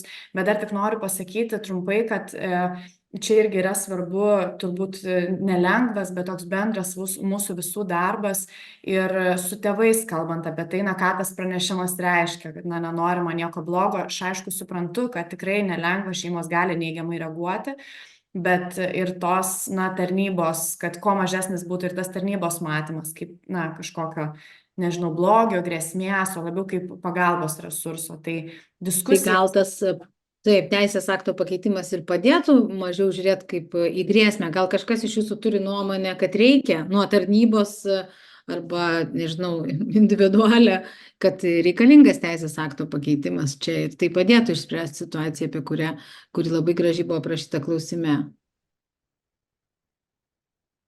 Gal dar iš praktikų pusės kažką? Jeigu kas liečia anonimiškumą, tai nežinau, tai įtvirtinta, vat ir dabar pasižiūrėjau Lietuvos Respublikos vaiko teisų apsaugos pagrindų įstatymų 35 straipsnėje. Tai kiek tai mes realiai nelabai susiduriam, būna tų atvejų, kai įstaigos, švietimo įstaigos pateikdami raštus norėtų išlikti anonimiški, tačiau nežinau, šitame kol kas tai problemos bent jau mūsų apskrityje nelabai yra, tokios jau labai iššaukiančios. Čia gal kitose apskrityse ir yra tokių klausimų, kurie liečia, nežinau, pačius vaikus ir tas anonimiškumas tikrai kenkia jų interesams. Kol kas aš tai nematau, tai yra labai didelės problemos. Aš gal Kita irgi, problema. atsiprašau, pasakysiu, kad aš suprantu tikrai, iš kur kyla baimė, ypač taip pat ne tik tai vaikų dienos centro darbuotojams, atvejo vadybininkams, socialiniams darbuotojams, kai tu kuri santykiai su šeima ar ne, iš tikrųjų yra sunku ir sudėtinga ir baisu pranešti apie galimus vaiko teisių pažeidimus, nes, baisu, kad tas santykis iš tikrųjų sugrius, ypač, kaip ir minėjo pradžioje, kur galbūt tą santykį kūrė metus laiko ar du, ar ne, ir pokyčių siekiai. Tai tikrai tai yra suprantama, tačiau, kaip ir Ugnė minėjo, svarbiausias, man atrodo, aspektas, kad yra tas požiūrio į tai, ką pranešimas tarnybai atneša šeimai, ar ne, tas požiūrio į tarnybą pokytis, ar ne, nes pakeitus įstatymą, uždėjus anonimiškumą, tai vis tiek nesikeis tas požiūris, jog tiek tarnyba, tiek socialiniai darbuotojai, norėdami užtikrinti geriausius vaiko interesus, privalo pranešti ir kad ta pati atvejo vadyba ar dar kažkas, kas bus inicijuota šeimai, yra kaip pagalba. Ir aš manau, čia yra pagrindinis akcentas, nes kaip ir iš tikrųjų ir psichologijoje, ar ne, visada yra tas pats anonimiškumo užtikrinimas iki tol, kol tai nekenkia aplinkiniams arba asmeniui, ar ne, tada jau visi mes privalome pranešti apie galimą grėsmę. Tai man atrodo, tą irgi labai svarbu įsivardinti. Neretai mobilios komandos reaguoja labai grubiai, agresyviai, pakeltų tonu, grasina, tokiu elgesiu gąsdina net ir vaikus. Kodėl taip yra? Tai man atrodo, kad turbūt visokių situacijų būna, ar ne? Čia konkrečiai tikiu, kad kažkas kelia tą klausimą, galbūt dėl konkrečios situacijos ar konkrečios apskrities. Tai man visą laiką norisi sakyti, kad mes kaip įstaiga, ar ne, ir visi kartu stengiamės tobulinti savo veiklą kiekvieną dieną. Ir jeigu iškyla tokių situacijų, galimo, nežinau, netinkamo veikimo ar kažkokių pavyzdžių, tai visada kviečiam labai spręsti tas problemas iš pradžių su kolegomis. Tai įvardijant, ar ne, jeigu tas bendravimas atrodo, nežinau, netinkamas, netoks, koks turi būti, tai įvardijant tai patiems specialistams, jeigu tas neveikia galbūt jų vadovams, ar kreipiantis ir į tarnybos vadovybę, tas tikrai yra galima, bet kaip ir pradžioje buvo minėta, turbūt, svarbiausia yra tų bendrų taškų ieškojimas, o jeigu yra kažkoks netinkamas veikimas, tada informavimas apie tai, suteikiant galimybę tobulėti, apie tai kalbam ir savo darbuotojams ir čia, man atrodo, tas pats aktualu. Bet žiūrėkit, vis dėlto pranešimas, aš suprantu, kad yra tą daryti svarbu ir gerai, kad yra tokia galimybė, bet tu ir taip esi stresiniai situacijoje, pas tave lankosi galimai ne šiaip savo specialistai, kai kurie nesutinka bendradarbiauti ir dar užsikraut maždaug tokį, kad aš čia dabar kreipsiuos, kažkur skambinsiu, tai čia dar kažkur įsivelsiu, dar labiau užsirausiu, to prasme, tokių baimių tikrai atrodo, kad gali būti ir tada čia norisi vis tiek tokio komentaro, ar jūs tai matot kaip tokią ne vien kažkokią atskirų atvejų problemą, o ir kažkuriais atvejais tendencija ir tada pasakykit, ką darot, kai sakot, kalbamės su darbuotojais, tai suprantu, kad yra šiokios tokios tendencijos, tai kas yra konkrečiai daroma, kad nebūtų tokių atvejų? Iš tikrųjų, kad tai būtų tendencija, tai aš tikrai taip nemanau ir tikrai tikiu, kad specialistai visai daugumoje atvejų stengiasi bendrauti pozityviai ir taikiu tonu ir profesionaliai ir visaip kaip. O atliepiant į tai, ką mes darom, tai visada yra labai svarbus darbuotojų kompetencijų ir ne tik žinių teisinių ten procesų išmanimo, bet ir tų bendražmogiškų kompetencijų auginimas. Ir tam tikslui pasiekti yra ir nuolatiniai mokymai, ir šiemet įsteigta ir mokymų akademija, būtent vaiko teisų specialistams, taip pat ir mokymai kartu su socialiniais partneriais. Ir kas dar yra svarbu, kad mes kaip tarnyba visais atvejais, kai jeigu gaunam skundą, taip pat yra vaiko teisų apsaugos kontrolieriaus įstaiga, į kurią žmonės irgi kreipiasi ir tuomet mums tiek ir kitoms institucijoms yra teikiamos rekomendacijos. Tai visada yra tie atvejai aptariami. Ir dar vienas dalykas, kurį norėčiau paminėti, kaip įrankis spręsti tokias situacijas, jeigu jos kyla arba užkirsti joms kelią, tai ir intervizijas ir supervizijas, kurios buvo minėtos jau pradžioje, nes tai yra geras resursas specialistams atsiremti vieniems į kitus, suprasti, iš kur kyla vieni ar kiti jausmai, o tas darbas, kurį dirbam tiek mes, tiek atvejo vadybininkai, tiek socialiniai darbuotojai, jis tikrai yra sudėtingas ir gali situacijų turbūt būti labai įvairių. Kaip tarnybos reaguoja į anoniminius pranešimus apie galimą vaiko išnaudojimą, patiriamą fizinį ar emocinį smurtą, kokie žingsniai turėtų būti įgyvendinti, siekiant išsiaiškinti situaciją ir užtikrinti vaiko saugumą ir gerovę? Čia gal praktikai kažkas Dovarai Gerda atsakysit. Tai taip, galiu atsakyti, tai reagavimas vyksta įprastinė tvarka, kaip ir numato įstatymas Vaiko teisės apsaugos pagrindų 36 straipsnio, ta informacija, ar jie anonimiška, ar kažkokia kitokia, ar gauta visais įmanomais būdais, yra reaguojama taip pat. Tai kaip ir minėjau, tai yra numatyta 36 straipsnėje ir jeigu smurtiniai būtent atvejai, reaguojama per 6 valandas. Tai tiek trumpai. Ar yra kažkoks mažiau formalus atsakymas dar, kaip Čia realiai turbūt gal aš tai dar atrodytų? Trumpai tik tai papildysiu, kad tai, ką aš ir pasakau, man atrodo, skaidriai, kurią rodžiau, tai ten ir buvo tas algoritmas. Tai Dovaras uždėjo tą akcentą, kad visais atvejais jisai yra toks pat, bet jeigu tai yra smurtas, kas čia buvo minėta, tai labai svarbu, kad mes iš karto pranešam policijai per 24 valandas, jeigu policija tos informacijos dar neturi. Taip pat užtikrinam vaikui, nežinau, medicininę pagalbą, jeigu jos reikia, nes įvairių situacijų būna. Ir kitas dalykas, iš karto pirminis dalykas, kurį vertinam, tai yra, ar vaikui saugu likti šeimoje. Nes jeigu mes gavom pranešimą apie galimą smurtą, tada žiūrime, ar iš kur tas smurtas, ar iš tėvų, jeigu taip, tai ar vaikų gali pasirūpinti kažkokie šeimai artimi asmenys, ar tai nekels vaikui pavojaus. Taip pat derinamės būtinai veiksmus su policijos pareigūnais, tas yra labai svarbu. Jeigu pradėtas ikiteisminis tyrimas, tada reikia suderinti institucijų veiksmus tam, kad visi veiktumėm sinchronizuotai, kad užtikrinti kiek įmanoma mažesnį skaičių vaiko apklausų, tiesiog, kad tas procesas būtų kiek įmanoma draugiškesnis pačiam vaikui. Tai čia gal tokie pagrindiniai aspektai, o patys tie veiksmai, tai aišku, bendravimas su vaiku, bendravimas su tėvais, susirinkimas informacijos, jie lieka visais atvejais tokie patys. O žiūrėkit, toks subklausimas geras, iš tikrųjų, atliepiant tai, ką jūs sakėte apie ar tai smurtas ar ne. Praktikoje smurto prieš vaikus faktoriai, formos vertinami skirtingai, nėra vieningos vertinimo sistemos. Vertinant vaiko situaciją nemažai įtakos turi įvairūs aplinkos veiksniai, specialistų patirtys, bet ne vaiko teisų tvarkos aprašas. Kokiais faktoriais reikia remtis, nustatant, ar vaiko teisės yra pažeidžiamos, ar būtų galimybė identifikuoti ir aprašyti rizikos faktorius, kuriais remiantis skirtingų sričių specialistai vienodai traktuotų, ar vaikas patiria smurtą, ar yra pažeidžiamos jo teisės? Geras labai klausimas. Geras klausimas. Šiaip iš tarnybos pusės, tai gavus pranešimą, yra pildoma vaiko situacijos vertinimo anketa ir joje yra konkretus, tiesiog teisės aktuose yra reglamentuoti konkretus rizikos veiksniai, kuriuos turi vertinti tarnybos specialistai. Tačiau, aišku, nėra kažkokio baigtinio sąrašo, ar ne, kuris surašytų tokie konkrečiai požymiai rodo, kad vaikas patiria fizinį smurtą, tokie, kad psichologinį, tokie, kad nepriežiūra.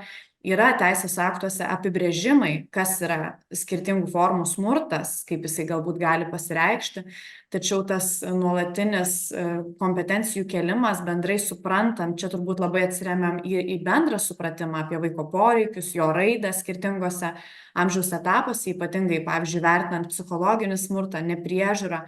Tikrai matom, kad dar daug reikia turbūt ir toks nuolatinis tobulėjimo procesas, gebant vis geriau ir geriau identifikuoti tas smurto rūšis, ypatingai su fiziniu smurtu, seksualiniu dar galbūt yra kažkiek paprasčiau, bet su kitomis smurto formomis tai tikrai sudėtinga. Ir ką jūs paminėjot klausimą, ar būtų gerai bendras sąrašas, aš nežinau, ar tokį įmanoma paruošti, kažkokį bendrą sąvadą, bet kad vienodas matymas specialistų yra labai svarbu, tai tikrai taip. Ir tam tikrai padeda ir bendri mokymai, ir bendri susitikimai, ir kažkokie leidiniai. Pavyzdžiui, kaip minėjau, tarnyba išleido pernai vaiko nuomonės išklausymo vadovą, šiemet ruošiamės parengti geriausių vaiko interesų nustatymo vadovą. Tai kažkokios tokie kaip atspirties taškai galbūt gali atsirasti, kas galėtų padėti turėti vienodą matymą. Kalbant apie vaiko teisę būti išgirstam ir išklausyti nuomonę, tai anonimas rašo, praktikoje yra atvejų, kai tarnybos atstovas atvejo vadybos posėdžio metu išsako nuomonę, kad vaikui, kuris socialinio darbuotojo nuomonę pagal amžių ir brandą geba reikšti savo nuomonę ir pagalbos plano priemonės yra skiriamos ir jam, netikslinga dalyvauti posėdėje, nes vaikui nereikia girdėti, kas kalbama posėdžio metu. Kaip galėtų būti sprendžiama dilema tarp vaiko teisės išsakyti savo nuomonę ir jo apsaugos nuo žalingos informacijos? Vėl labai geras klausimas. Gal Gerda iš praktikos gal turėjot kažkokių tokių situacijų? Esu panašią iš tikrųjų situaciją turėjusi ir iš tikrųjų atvejo vadybos posėdžio metu dažnai vaikai dalyvauja, bent jau mano praktikoje posėdėje, išsako savo nuomonę ir mes dažniausiai su kolegomis atvejo vadybininkais pasikviečiame juos pirmus, išsakyti savo nuomonę, pastebėjimus, papasakoti, kaip jiems sekasi, galbūt kokius sprendimo būdus vaikas mato iš savo perspektyvos. Ir paprastai vaikui visą laiką kolegos ir tiek mes, tarnybos specialistai, paaiškiname atvejo vadybos posėdžio procesą, eigą, kad tam tikrus dalykus turime aptarti tik dalyvaujant tėvams, bet vaiką visada išklausome, yra suteikta galimybė jam pasisakyti. O kada jau, sakykime, posėdžio metu pasisuka kalba apie tam tikrus sprendimus susijusius su tėvais arba tėvų atsakomybėmis, kolegos iš tikrųjų pakviečia vaiką galbūt palaukti kitoje patalpoje, o jau priimant tam tikrus sprendimus vaikas yra vėl pakviečiamas kartu. Tai iš esmės mano praktika rodo tokią situaciją ir bent jau aš nesusiduriu su problemomis, kad vaikas kažkaip būtų neišklausytas ar jam draudžiama būtų dalyvauti, kai yra toks poreikis. Ar yra kažkas, kas susidūrė? Dovarai. Aš gal atsiprašau, papildysiu dar truputėlį dar ir tas, kad ką aš girdžiu iš tos situacijos, kad vėlgi čia labai svarbus prieš posėdį specialistų bendravimas ir veiksmų aptarimas ir nuomonių suderinimas, ar ne? Nes jeigu atvejo vadybos posėdžio metu staiga kažkas pasako kitokią nuomonę, tai čia turbūt irgi nesusikalbėjimo, bendravimo trūkumas visų pirma, bet šiaip tai taip, kaip Gerda ir įvardino, iš tikrųjų tas labai svarbu suprasti, kad atvejo vadybos posėdžiai, ir manau daugeliu atveju tas ir yra suprantama, jie gali labai kūrybiškai vykti. Tiek tėvų atžvilgių, kad vienas ateina padalyvauja, jeigu jiem yra sunku matytis vienus su kitu ir po to išeina, tiek vaiko atžvilgių, jeigu vaikas, netgi jeigu geba dalyvauti, tačiau įvardina, kad nenori, visada turėtume užtikrinti ir įsiklausyti jo nuomonę. Galų gale visada netgi mes labai skatiname ir savo specialistus tiek atvejo vadybos posėdžio metu, tiek tai prieš ir po, visada ir tiek atvejo vadybininkai, manau, irgi stebi aplinką ir jeigu netyčia vaikas pradėtų jaustis nepatogiai arba matytume iš jo kažkaip išraiškos ar iš pasisakymo, kad jisai nesijaučia komfortabiliai, visada galima tiesiog sustabdyti atvejo vadybos posėdį, pakoreguoti, sudėti, turiu omeny vaiką išklausyti galbūt atskirai ir toliau jį tęsti. Ar tarnyba, gavę pranešimą apie vaiko teisių pažeidimus, atlieka vaiko situacijos vertinimą ar visgi šeimos vertinimą, nors šeimoje yra daugiau vaikų? Kaip turėtų elgtis atvejo vadybininkas vertindamas pagalbos šeimai poreikį, jeigu šeimoje yra daugiau vaikų, tačiau tarnyba įvertino tik vieno situaciją? Geras klausimas, pradėsiu aš, tada kolegos dar iš praktikos gal papildys aš daugiau iš to, kaip turėtų būti arba kaip teisės aktai sako. Tai vienas aspektas, kad dėl kiekvieno vaiko yra pildoma įprastai atskira vaiko situacijos vertinimo anketa, o ar vertinam visų vaikų šeimos situaciją, ar tik tai vieno, labai priklauso nuo pranešimo turinio iš tikrųjų. Jeigu yra gautas pranešimas, pavyzdžiui, kad vienas šeimos vaikas galimai patiria smurtą iš tėvų, tokiu atveju turėtų būti vertinama visų šeimos vaikų situacija, nepaisant to, kad tik dėl vieno gavom pranešimą, nes tikrai didelė tikimybė, kad gali ir kiti tą patį patirti, arba net jeigu nepatiria, gali būti liudininkai, kas irgi padaro juos smurto aukomis. Jeigu, pavyzdžiui, pranešimas yra gaunamas, kad, nežinau, šeimos vienas iš vaikų susimušė su kitu vaiku mokykloje, ar ne, tai tuomet gali būti taip, kad būtų vertinama tik to konkretaus vieno vaiko situacija ir brolių seserų ne, jeigu bendraujant su tėvais, su tuo vaiku, nėra identifikuojami galimi kitų vaikų vaiko teisių pažeidimai.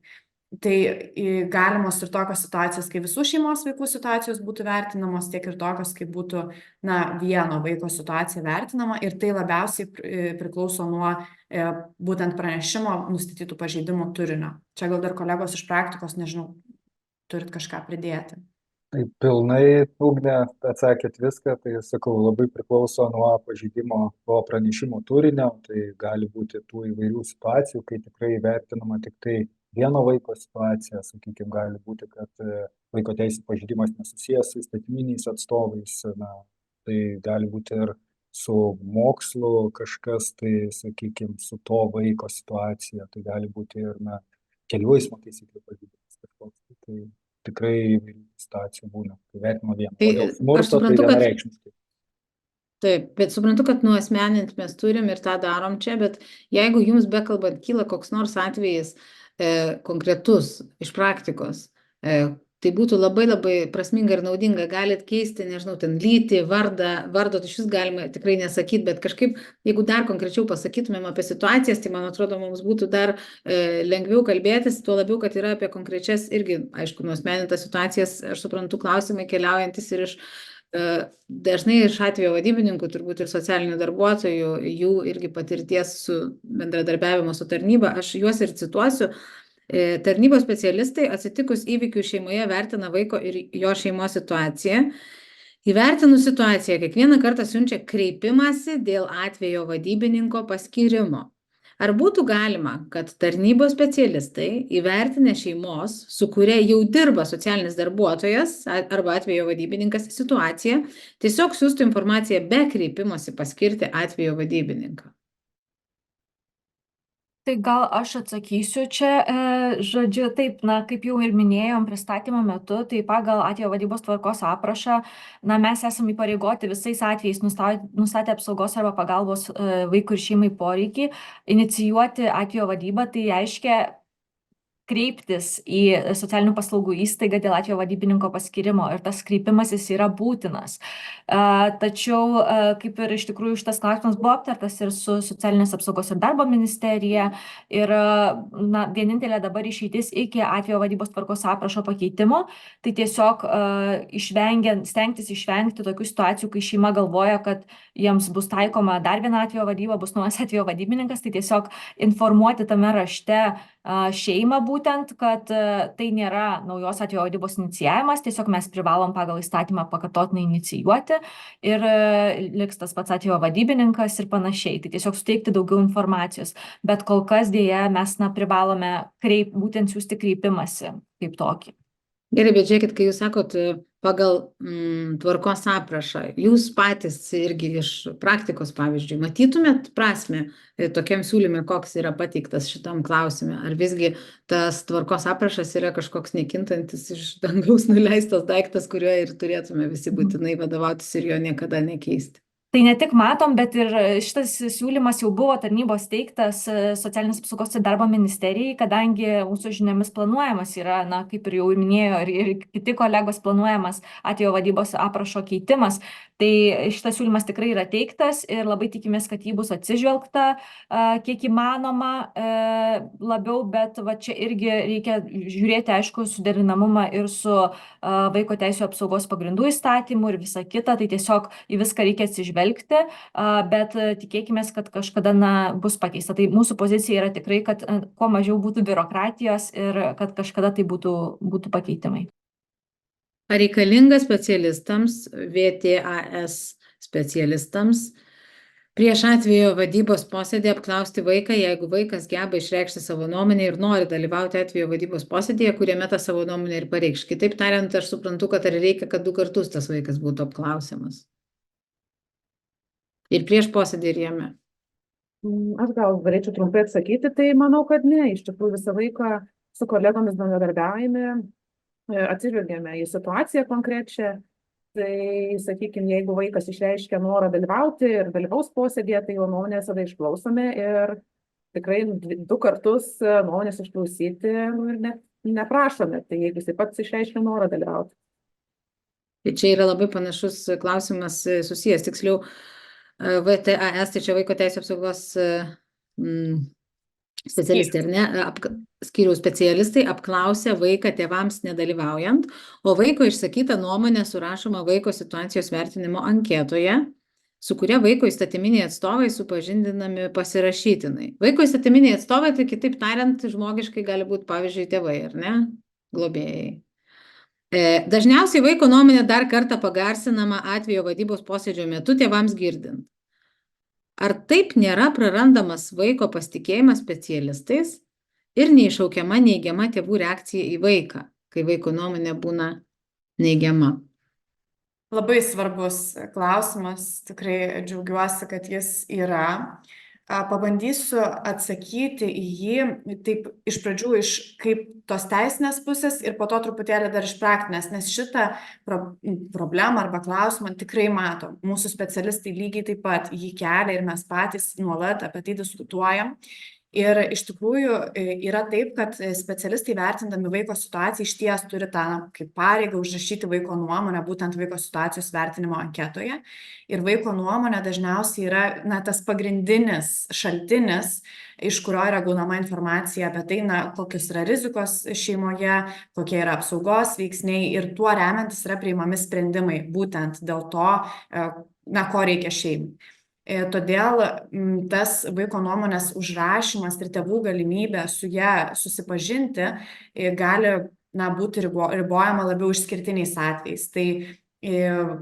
Tai dažniausiai ta vaiko nuomonė yra prieinama tėvams ir tikrai suprantame, kad tai gali kelti klausimų dėl to, kaip vaikas dėl to jaučiasi, bet čia labai svarbu, kad ir mūsų ir specialistus informuojame ir vaiko nuomonės išklausymo vadovė, tas yra labai aiškiai įtvirtinta, kad būtina specialistams vaiką informuoti, su juo kalbantis, kad ta informacija bus atskleista tėvams. Tai yra labai svarbu, nesuklaidinti vaiko, neišduoti to jo pasitikėjimo, jį informuoti, kad aš turėsiu pasidalinti tuo, ką tu pasakei su kolegomis, su tavo tėvais, su vaiku aptarti, kokią informaciją jisai norėtų, kaip kad mes užrašytumėm ar ne, tas irgi sukuria papildomą tokį pasitikėjimą tarp vaiko ir specialisto.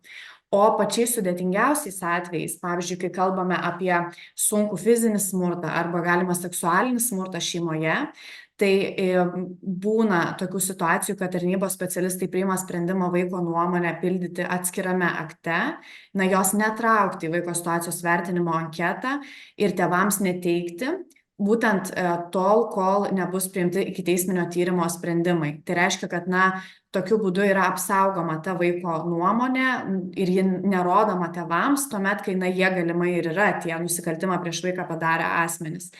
Tai dėl to, man atrodo, čia labai du svarbus aspektai. Vienas, kad visais atvejais tikrai, nepavyks vaiko nuomonės kažkaip nuo tėvų nuslėpti ir klausimas, ar tai būtų geriausia, nes dažniausiai ten ir yra ta informacija, ar ne, po to su kuria ir dirba specialistai, padedami šeimai, bet tada labai svarbu su vaiku atvirumas, jam pristatyti, kad, ji bus atskleista, kokie aspektai bus atskleisti, kaip pateikti, o jau sunkiausiais atvejais tada tą nuomonę galima tą susipažinimą apriboti, bet būtent tai jau susijęs su ikiteisminiais tyrimais ir jau jų duomenų apsauga. Dar gal, nežinau, ar iš praktikos kažką papildomai, bet, tokie pagrindiniai būtų aspektai. Dovarai, Gerda. Aš iš praktinės pusės tiesiog noriu tik paantrinti, esu turėjusi tokį atvejį, kada iš tikrųjų berniukas papasakojo kolegoms specialistams apie patirtą smurtą iš tėvų pusės, konkrečiai buvo iš mamos. Ir siekiant iš tikrųjų apsaugoti, bet kaip ir sakė Ugnė, mes nuomonės jo neteikėme susipažinti mamai, tėvai gyveno skyriumi šios konkrečios šeimos atveju. Tai iki kol prasidėjo ikiteisminio tyrimo visi procesai, mes tos informacijos neteikėme tėvams.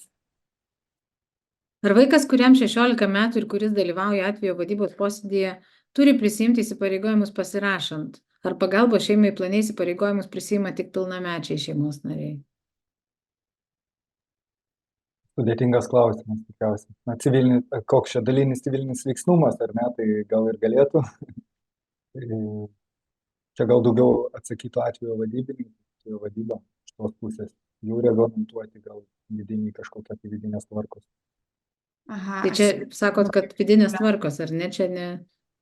Iš teisinės pusės tai tas pasirašymas, kaip pasakyti, nemanau, kad galėtų būti kažkaip privalomas mūsų procesuose, ar ne, mes iš vaikų parašų nerenkame, tarkim, vaiko situacijos vertinimo anketų pasirašo tėvai, specialistai, bet tikrai, man atrodo, geriau atsakytų kolegos, kurie daugiau apie atvejo vadybos proceso subtilybės žino. Ar čia tada reiškia, kad mes kol kas šitą klausimą paliekam šiek tiek kabantį, ar kažkas dar nori pakomentuoti daugiau?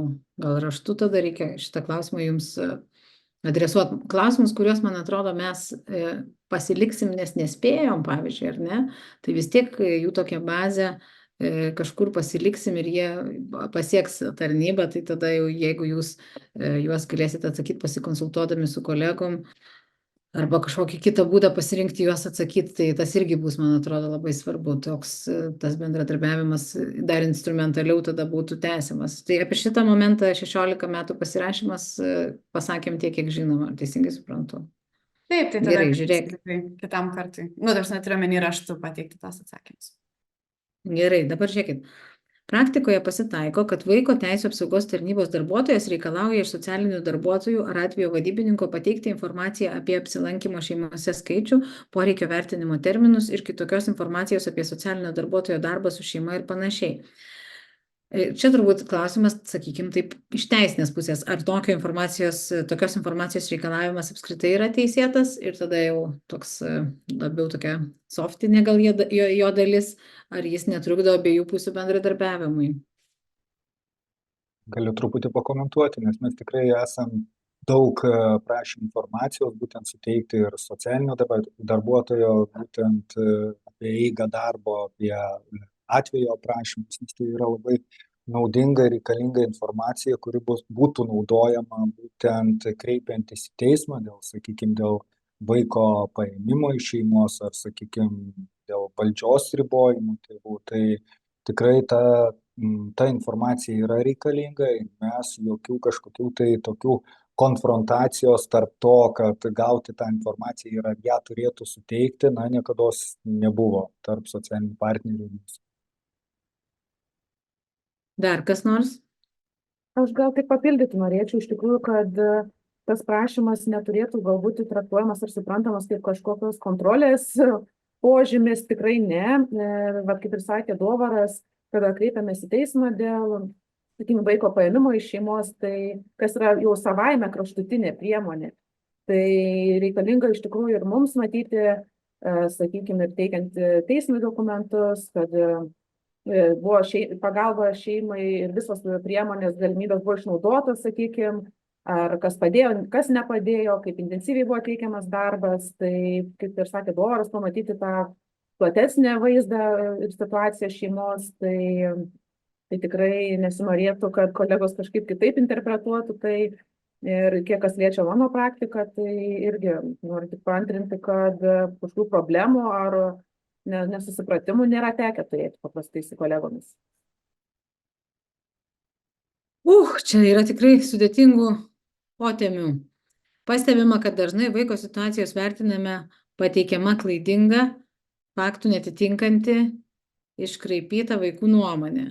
Kaip užtikrinti, kad Teisių apsaugos skyriaus specialistai surašytų vaiko pateiktą nuomonę teisingai, neinterpretuodami, vaikai dėl jų pateiktos klaidingos nuomonės nedrįsta prieštarauti specialistams, todėl labai dažnu atveju nurodo, kad nuomonė pateikta teisingai, tačiau individualių pokalbių metu paaiškėja, kad ji buvo surašyta interpretuojant, iškraipant faktus. Kitaip tariant, kaip, nežinau, didinti specialistų raštingumą, gal ir apie tai klausimas. Tokie turbūt ir emociniai ir gal dar kitokie. Čia aš gal tik tai, man atrodo, jau ir akcentavau ir pranešimo metu ir atsakant į klausimus, kad vaiko nuomonės išklausimas, kokybiškas jos užrašymas tikrai yra svarbus ir kad mes visada dedam pastangas ir tikiu, kad specialistai stengiasi nuomonę užrašyti kiek įmanoma tiksliau vaiko, tai yra, formuluojant tiek ir klausimą, koks buvo užduotas, tiek ir atsakymą. Ir įkūrėm ir metodinius įrankius, suteikiančius specialistams daugiau žinių apie tai, kaip tai padaryti, o ar vaiko nuomonė buvo kažkaip, nežinau, netinkamai, netiksliai užrašyta, turbūt yra ir labai sunku pasakyti, ypatingai jeigu specialistas bendravo tuo metu, vienas su vaiku, ar ne. Ir kas dar svarbu, kad su tokiais klausimais dėl vaiko nuomonės užrašymo tikslumo dažnai susiduriam būtent tėvų ginčų kontekstuose. Ir tada neretai tikrai, kiekvienas iš tėvų turi norą kažkokį, kaip ta vaiko nuomonė turėtų skambėti, arba kokie jo įsitikinimų jinai yra. Tai tą objektyvumą, tikrai būna nelengva surasti, bet kaip ir minėjau, svarbiausias tikslas yra kiek įmanoma tiksliau, konkrečiau užrašyti nuomonę ir specialisto tiesiog objektyvius pastebėjimus, jeigu jie yra, kaip vaikas atrodė, kaip jis jautėsi, galbūt kokia buvo jo kūno kalba, neinterpretuojant. Tai čia toks bendras pastebėjimas, nežinau, ar dar kažką Gerda matau. Galėčiau jau papildyti Ugnę, kas liečia iš praktinės pusės ir pati bendraudama su vaikais pastebi iš tikrųjų, kad vaikai dažnai būna drąsūs ir su jais bendraujant paaiškini susitikimo ir tikslą, dėl ko atvykau pasišnekėti ir duodam tam tikrus klausimus, susifiksuoju jo vaiko nuomonę ir, sakykime, visais atvejais perskaitau tai, ką parašiau. Ir vaikas patikslina, ar teisingai surašiau, ar teisingai supratau, gal kažkur nori patikslinti ar papildyti. Tai iš tikrųjų ir matau, kad ir pastebime ir mes su kolegomis, kad vaikams tas yra svarbu ir jie noriai tą išsako ir drąsiai. Tas ir padeda iš tikrųjų užfiksuoti tikslę nuomonę. Ir ką Ugnė sakė, dažniausiai tos interpretacijos, kad galbūt vaiko nuomonė sufiksuota netiksliai, būna iš tėvų arba vieno iš tėvų, ypatingai skyrybų atvejais, kai galbūt tikimasi, kad vaikas tą situaciją matys vienaip ar kitaip, arba vienam iš tėvų palankia linkme. Ar jūs irgi taip darot, Dovarai, perklausėt vietoje vaikų, ar gerai užrašiau, ar reikėtų kažką tiksliau suprasti? Taip, tikrai pasitikslinam ir dažnai būna tikrai sudėtingų situacijų, kai vaikai, sakykime, su tam tikrais specialiaisiais poreikiais ar, sakykime, su tam tikromis negaliomis, tai išklausyti tą nuomonę yra labai sudėtinga. Ir tie patys vaikai vieno pokalbio metu, vieno, kaip čia, nuomonės išklausimo metu gali pateikti daug skirtingų, interpretavimų situacijos. Tai mums pasakė vieną, su specialistais kalbėdami kitą dieną ar kalbėdami ten po savaitės, jie pasakys kitą. Taip pat, aišku, pasitaiko ir tokių atvejų, kai vaikai, ir Ugnė užsiminė, kad ten, norėdami įsiteikti vienam iš tėvų ar ten teikia nuomonę, kuri būtų geresnė mamai ar geresnė tėčiui. Tai būna visokiausių situacijų, tai ta nuomonė gali būti ir skirtinga.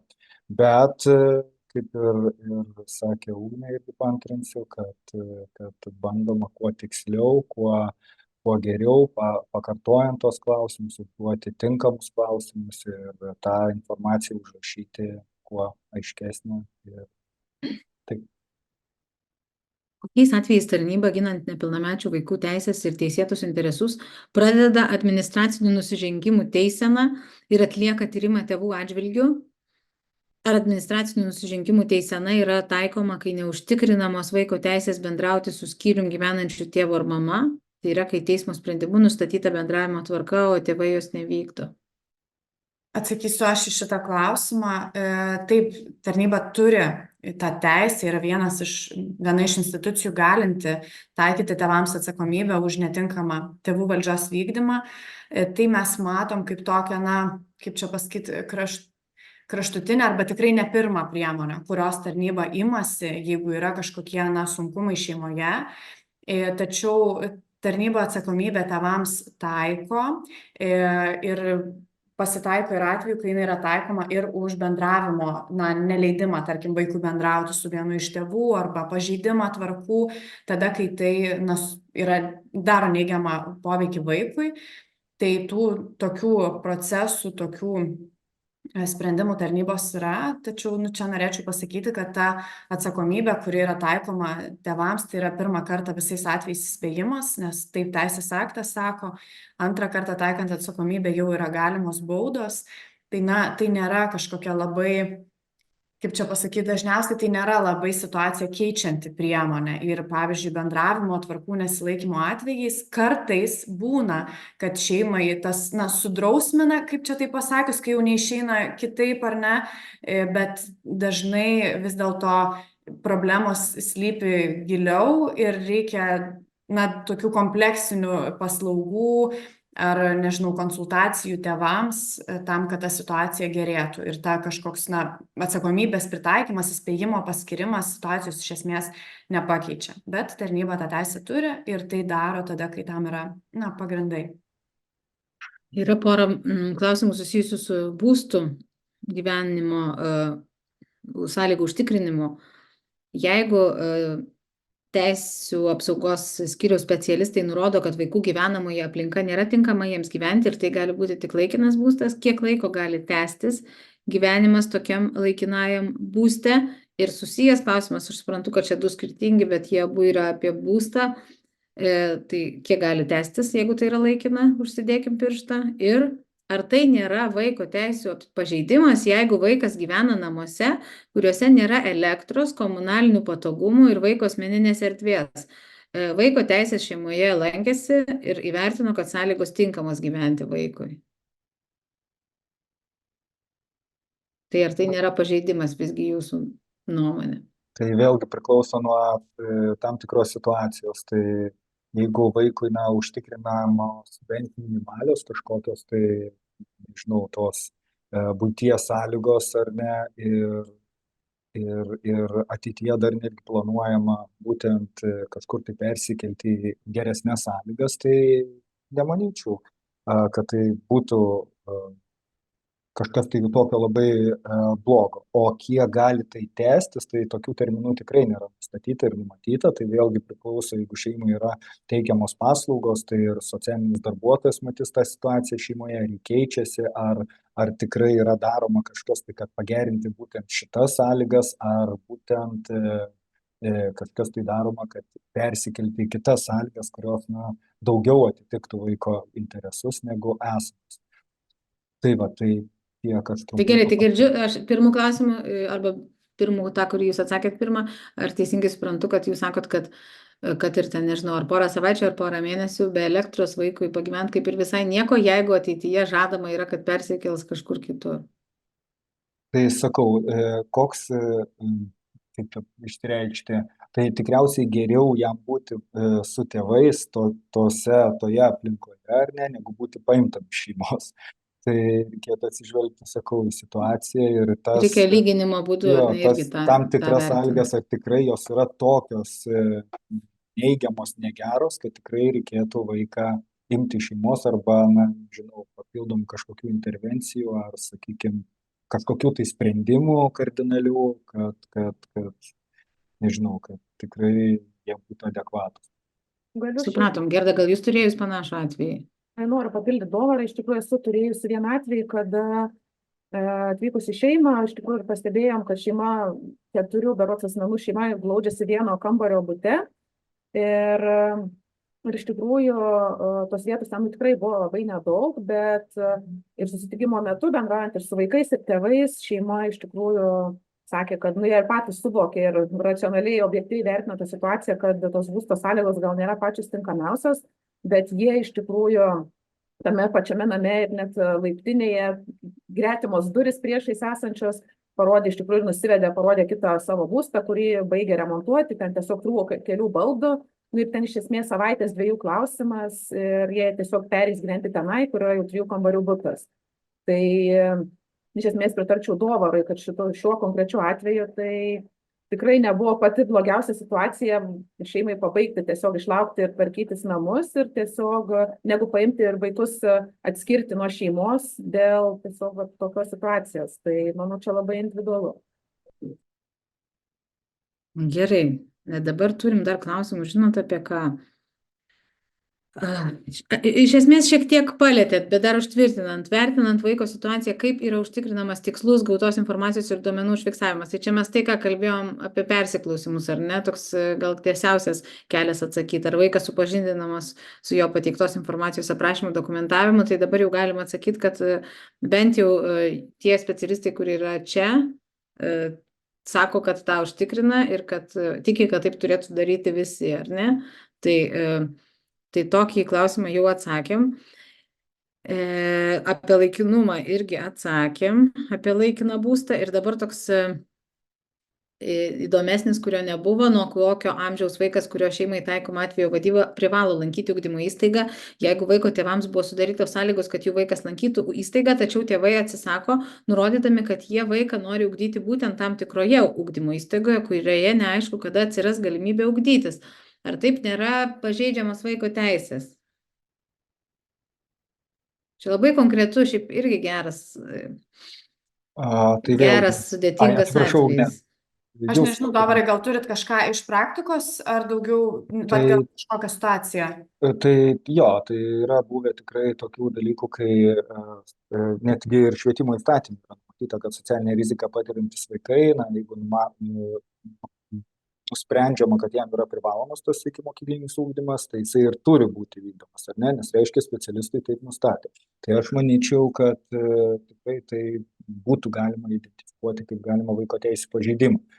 Tai tikrai tokių atvejų yra buvę ir spręsti tie klausimai ir buvo sprendžiama ir su švietimo skyriaus darbuotojais pasitelkiant pagalbą, įtraukiant į atvejo vadybos procesą. Tai tada nuo kokio amžiaus vaikas, kurio šeimai taikoma vadyba, privalo lankyti ugdymo įstaigą, kaip šitą dalį atsakom? Tai gali būti privalomas ugdymas ikimokyklinis pripažintas privalomų atveju vadybos procese specialistų sprendimu. O privalomas ugdymas iki 16 metų. Tai čia, Živilė, atsakant, turbūt taip ir yra, kad nuo tada, kai specialistai priima sprendimą, kad vaikų jau yra privalomas tas ikimokyklinis ugdymas, tai nuo tokio amžiaus ir bus. Tai čia gali būti ir kažkiek mažesni ir didesni vaikai, bet svarbiausia, yra ta dalis, tas sprendimas, nes šiaip ugdymas vaikams privalomas tas mokyklinis, ar ne, kaip Dovaras sako, iki 16 metų, o ikimokyklinis ugdymas gali tapti privalomu, jeigu specialistai nusprendžia, kad tai šeimai tai yra būtina ir jeigu šeima to kaip nepripažįsta, nesilaiko, nenori vaiko leisti, tada tai gali būti laikoma vaiko teisų pažeidimu ir tokiu atveju mūsų specialistai nuvertintų vaiko situaciją, kalbėtųsi su tėvais ir spręstų, ar vis tik tėvai kažkaip gali gal pakeisti nuomonę, ar ne, vis tik leisti, arba su ir kolegų pagalba gal galima rasti kažkokią tinkamą ugdymo įstaigą, kuri ir tėvams būtų priimtina ir vis tik tas ugdymas vaikui būtų užtikrinamas, jeigu specialistai nusprendė, kad tai yra būtina. Atsižvelgiant į tai, kad mobiliosios komandos tikslas yra teikti intensyvę pagalbą šeimai, kiek vidutiniškai numatoma susitikimų su šeimos nariais ir kiek realiai jų įvyksta. Šitoks kaip ir logistinis, gali sakyti, klausimas. Aha, tai teisės aktai nenustato, čia atsakant iš to, kaip turėtų būti, ar ne, tai teisės aktai nenustato konkretaus skaičiaus, kiek susitikimų turi įvykti. Susitikimų skaičius iš tikrųjų varijuoja, bet ką mes sakome specialistams, tai kad bent minimum vienas kontaktinis susitikimas per savaitę su šeima yra tikrai būtinas. Tai yra vidutiniškai kokie, nežinau, 5-6, nes dar pradžioj būna dažniausiai daugiau susitikimų, nes reikia planą sudaryti, identifikuoti sunkumus šeimos. Tai 5-6 susitikimai jeigu dirbama 20 darbo dienų, turėtų įvykti. Kitas dalykas, specialistai po pirmų susitikimų su šeima, jie nusprendžia, kaip tuos susitikimai bus organizuojami, nes kartais pačiai šeimai, pavyzdžiui, yra geriau atvykti į skyrių, nes dažniausiai yra teikiama paslauga namuose, bet būna įvairiai ir su šeima yra derinama. Tam tikrom išskirtiniam situacijom gali būti ir nuotolinė konsultacija, jau aišku ne pirma, bet tarkim toliau einanti. Tai, priklauso, bet 5-6 susitikimai, jeigu dirbama 20 darbo dienų, su kiekvienu šeimos nariu turėtų įvykti.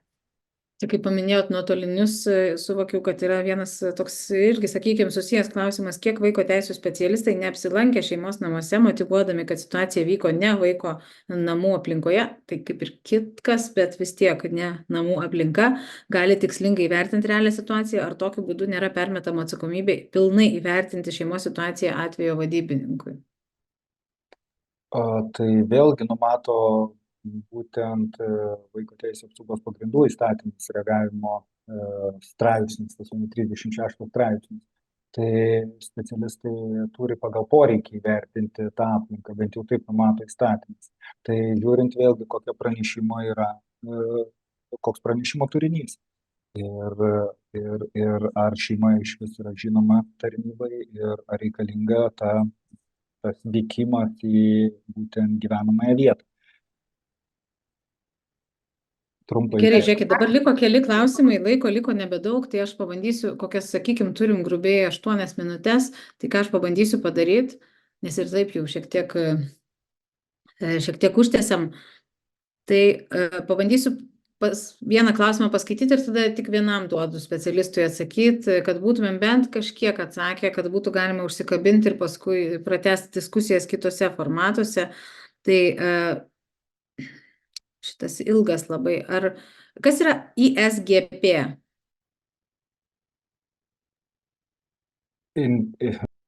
Šifruojam. Ar bendruomeniniuose vaikų namuose ISGP dar vis tikslingas? Einam vis arčiau prie šeimos modelio. Vaikams dažnai kyla klausimas, ar jisai būtinas, kodėl pas mus jis yra. Individualus socialinės globos planas. Kodėl jis yra, ar jis reikalingas?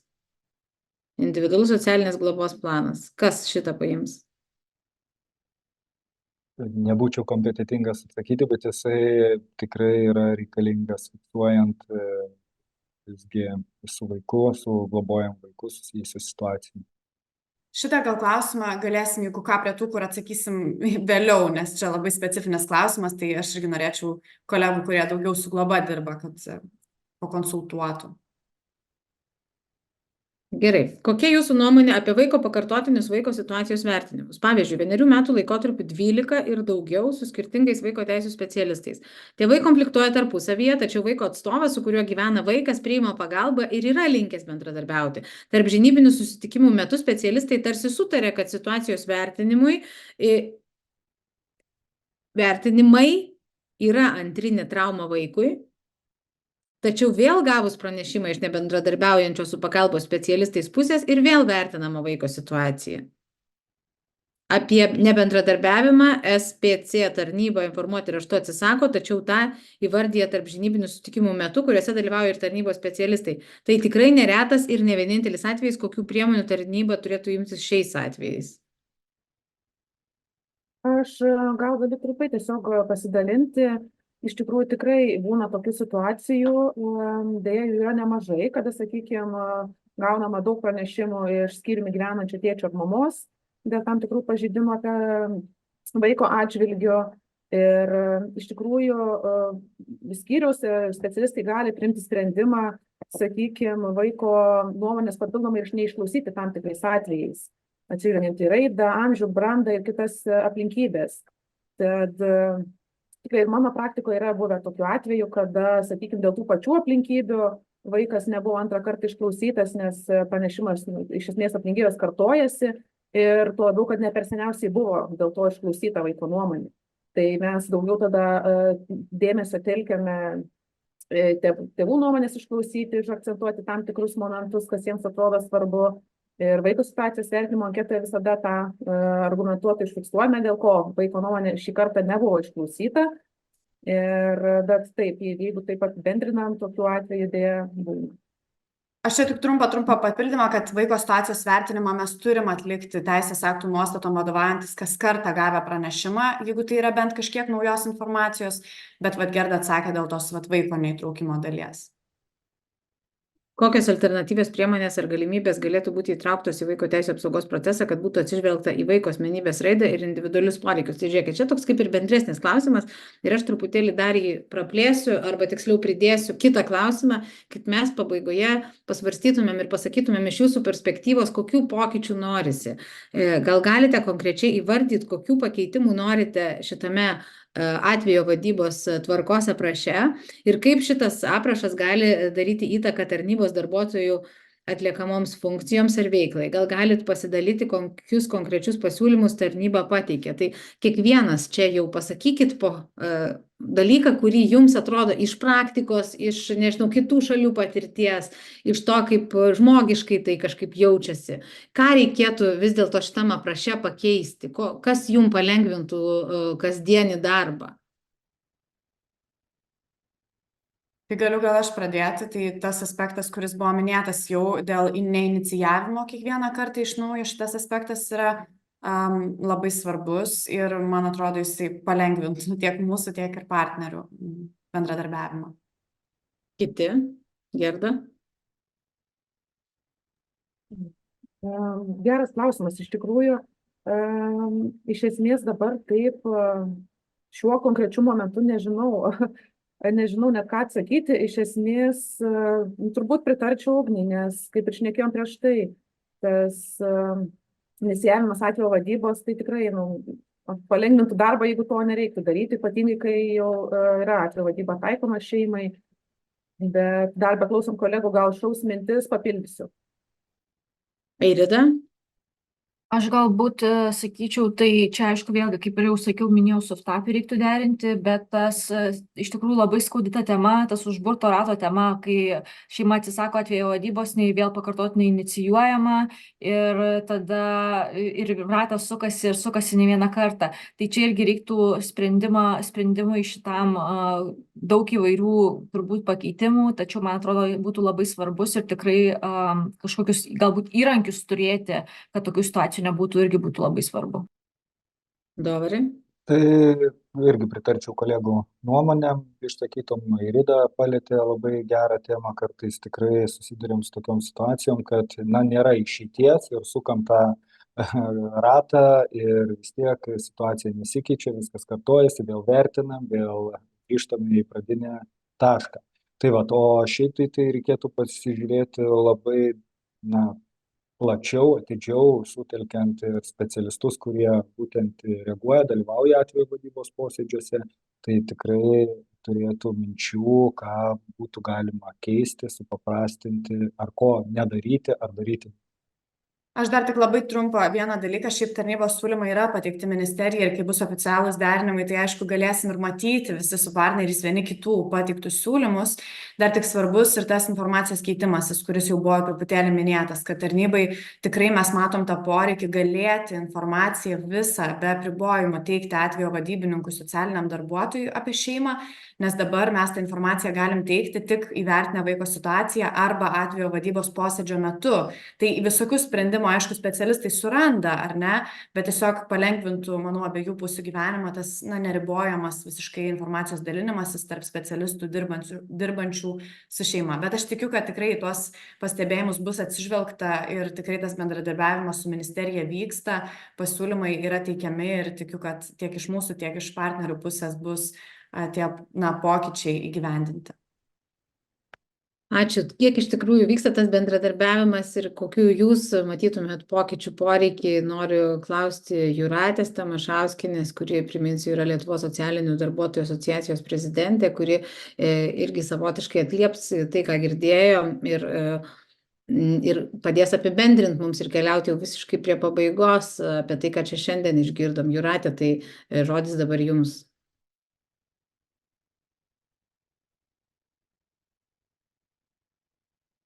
Tik tikėtumėmės garso įsijungimo. Jūratė, ar mus girdit? Parodykit kokią nors ženklą. Taip, girdžiu, Gerai. įsijungiau garsą, girdite mus. Iš tikrųjų, manome, kad šis mūsų pirmas blynas, mūsų šitas eksperimentas tikrai labai pavyko, nes ir Lietuvos socialinių darbuotojų asociacijos vidiniuose čatuose ir mūsų bendruomenės vidiniuose čatuose plaukia sveikinimai, plaukia klausimai, plaukia džiugesys, kad iš tikrųjų pagaliau kalbame apie mūsų kasdienybę, apie mūsų bendradarbiavimą ir tai tikrai yra labai svarbu. Labai noriu padėkoti tarnybos atstovams, tikrai atlaikėte didelį klausimų šturmą, jų tikrai yra daug daugiau ir mes juos tikrai pabandysime jums pateikti raštu ir tikimės atsakymų ir tuos atsakymus paviešinsime, kad visi tiek jūsų pusėje, tiek socialinių paslaugų teikėjai galėtų susipažinti su šitais atsakymais. Ir be abejo, šis renginys parodė, kad tai yra tik tai pirmas žingsnis. Tikrai turime diskutuoti, turime ieškoti įvairių bendradarbiavimo formų, susitikimų formų ir profesinių kompetencijų tobulinimo centras tikrai jų ieškos, kad bendradarbiavimą pagilintume, kad galėtume jau nerti giliau ir atidengti tas tokias giluminės mūsų bendro veikimo problemas ir galimybės. Ir labai tikimės, kad gerovė Lietuvoje gyvenančių vaikų tikrai bus užtikrinta ir pagerės. Ir ypatingai didelė padėka yra mūsų moderatoriai Živilei, kuri tikrai suvaldė tokį labai sudėtingą renginį. Klausimai tiesiog plūdo, bet atsakymus gavome ir Živilė jums tikrai visų profesinių kompetencijų tobulinimo centro komandos vardu labai ačiū. Renginys labai ačiū jums. Aš irgi labai dėkoju ir man kas dar atrodytų matytųsi, kokio formato gal reikėtų dar kitais žingsniais, tai kartu specialistams būti vienose diskusijose ir tikiu, kad prie to tikrai galima artėti, nes tada yra padidėjusi būtinybė tiesiog išspręsti atvejus, o ne kaip čia mes kartais sakėm, kartais susiginčyti ir vieni kitiems parodyti valdžią. Tai čia mes atskirai kalbėdami matom, kad visi linkę bendradarbiauti, visi linkę gerinti procesą. Tai tada gal ir atvejai, kai tu konkrečią situaciją, pavyzdžiui, kažkokią sprendi, kažkokiose dirbtuvėse, irgi nuasmeninta ir kartu kažkaip matai situaciją, matyt, kad tai irgi yra tokie svarbus formatai ir svarbus metodai, kaip galima padėti visiems vieni su kitais susikalbėti. Nes kaip matot ir kaip mes matom ir kaip girdim, tai visi šitie žmonės, kiek girdėjom, nuoširdžiai dirba savo darbą ir tikrai labai labai nori, kad tiesiog visiems būtų geriau ir kad vaikams būtų geriau taip pat ir pirmiausia. Ir pirmas akcentas ir pagrindinis, kaip sakėm, pabrėždami pavadinimą irgi yra vis tiek vaikas, kaip padėti vaikui nepasiklystant tarp instituciniuose labirintuose. Tai tikrai visiems labai labai ačiū už dalyvavimą, labai ačiū už klausimus, kurie kartais buvo aštrus ir gerai, kad jie buvo aštrus, jie buvo irgi iš praktikos ir tie, kurie dar neatsakyti, tai te keliauja raštu, nes ir aš dar turiu šūsnį neatsakytų, tegu jie keliauja raštu tarnybai ir jie atsakys. Paviešinti bus tie klausimai, kad dar būtų aiškiau visiems ir galima būtų kalbėti apie pokyčius irgi. Tai čia yra viena dalis, kita dalis norėtųsi, kad užpildytumėt, tik labai prašymas organizatorių, renginio vertinimo anketą, ji turėtų čiato laukelyje matytis ir kelios tik minutės bus, kelias minutės tik užtruksit, bet nuomonė labai labai svarbi ir nereikia turbūt man priminti kodėl, todėl kad iš tiesų norisi daryti tuos renginius centro komandai tokius, kurie būtų naudingi ir kurie gerintų bendradarbiavimą, gerintų kasdienį darbą, kuris, man atrodo, iš šalies, aš nesu iš šitos sistemos, aš esu žurnalistė, man atrodo, be galo svarbus ir turbūt, kad nepakankamai dažnai jūs tai girdite apie savo darbą, tai tikrai ačiū už darbą, kurį dirbat, ačiū, kad stengiatės ir ačiū, kad ieškot būdų sklandžiau bendradarbiauti. Tai labai labai visiems ačiū, kad praleidom prasmingai tas valandas ir kad tiek daug buvo tų, kurie mus ar pasyviai, ar aktyviai stebėjo, ypatingai ačiū tiem, aišku, kurie stebėjo aktyviai. Tai iki kitų susitikimų, iki kitų renginių sklandaus darbo ir geros likusios visiems dienos ir savaitgalio pavasarėjančio. Ačiū labai.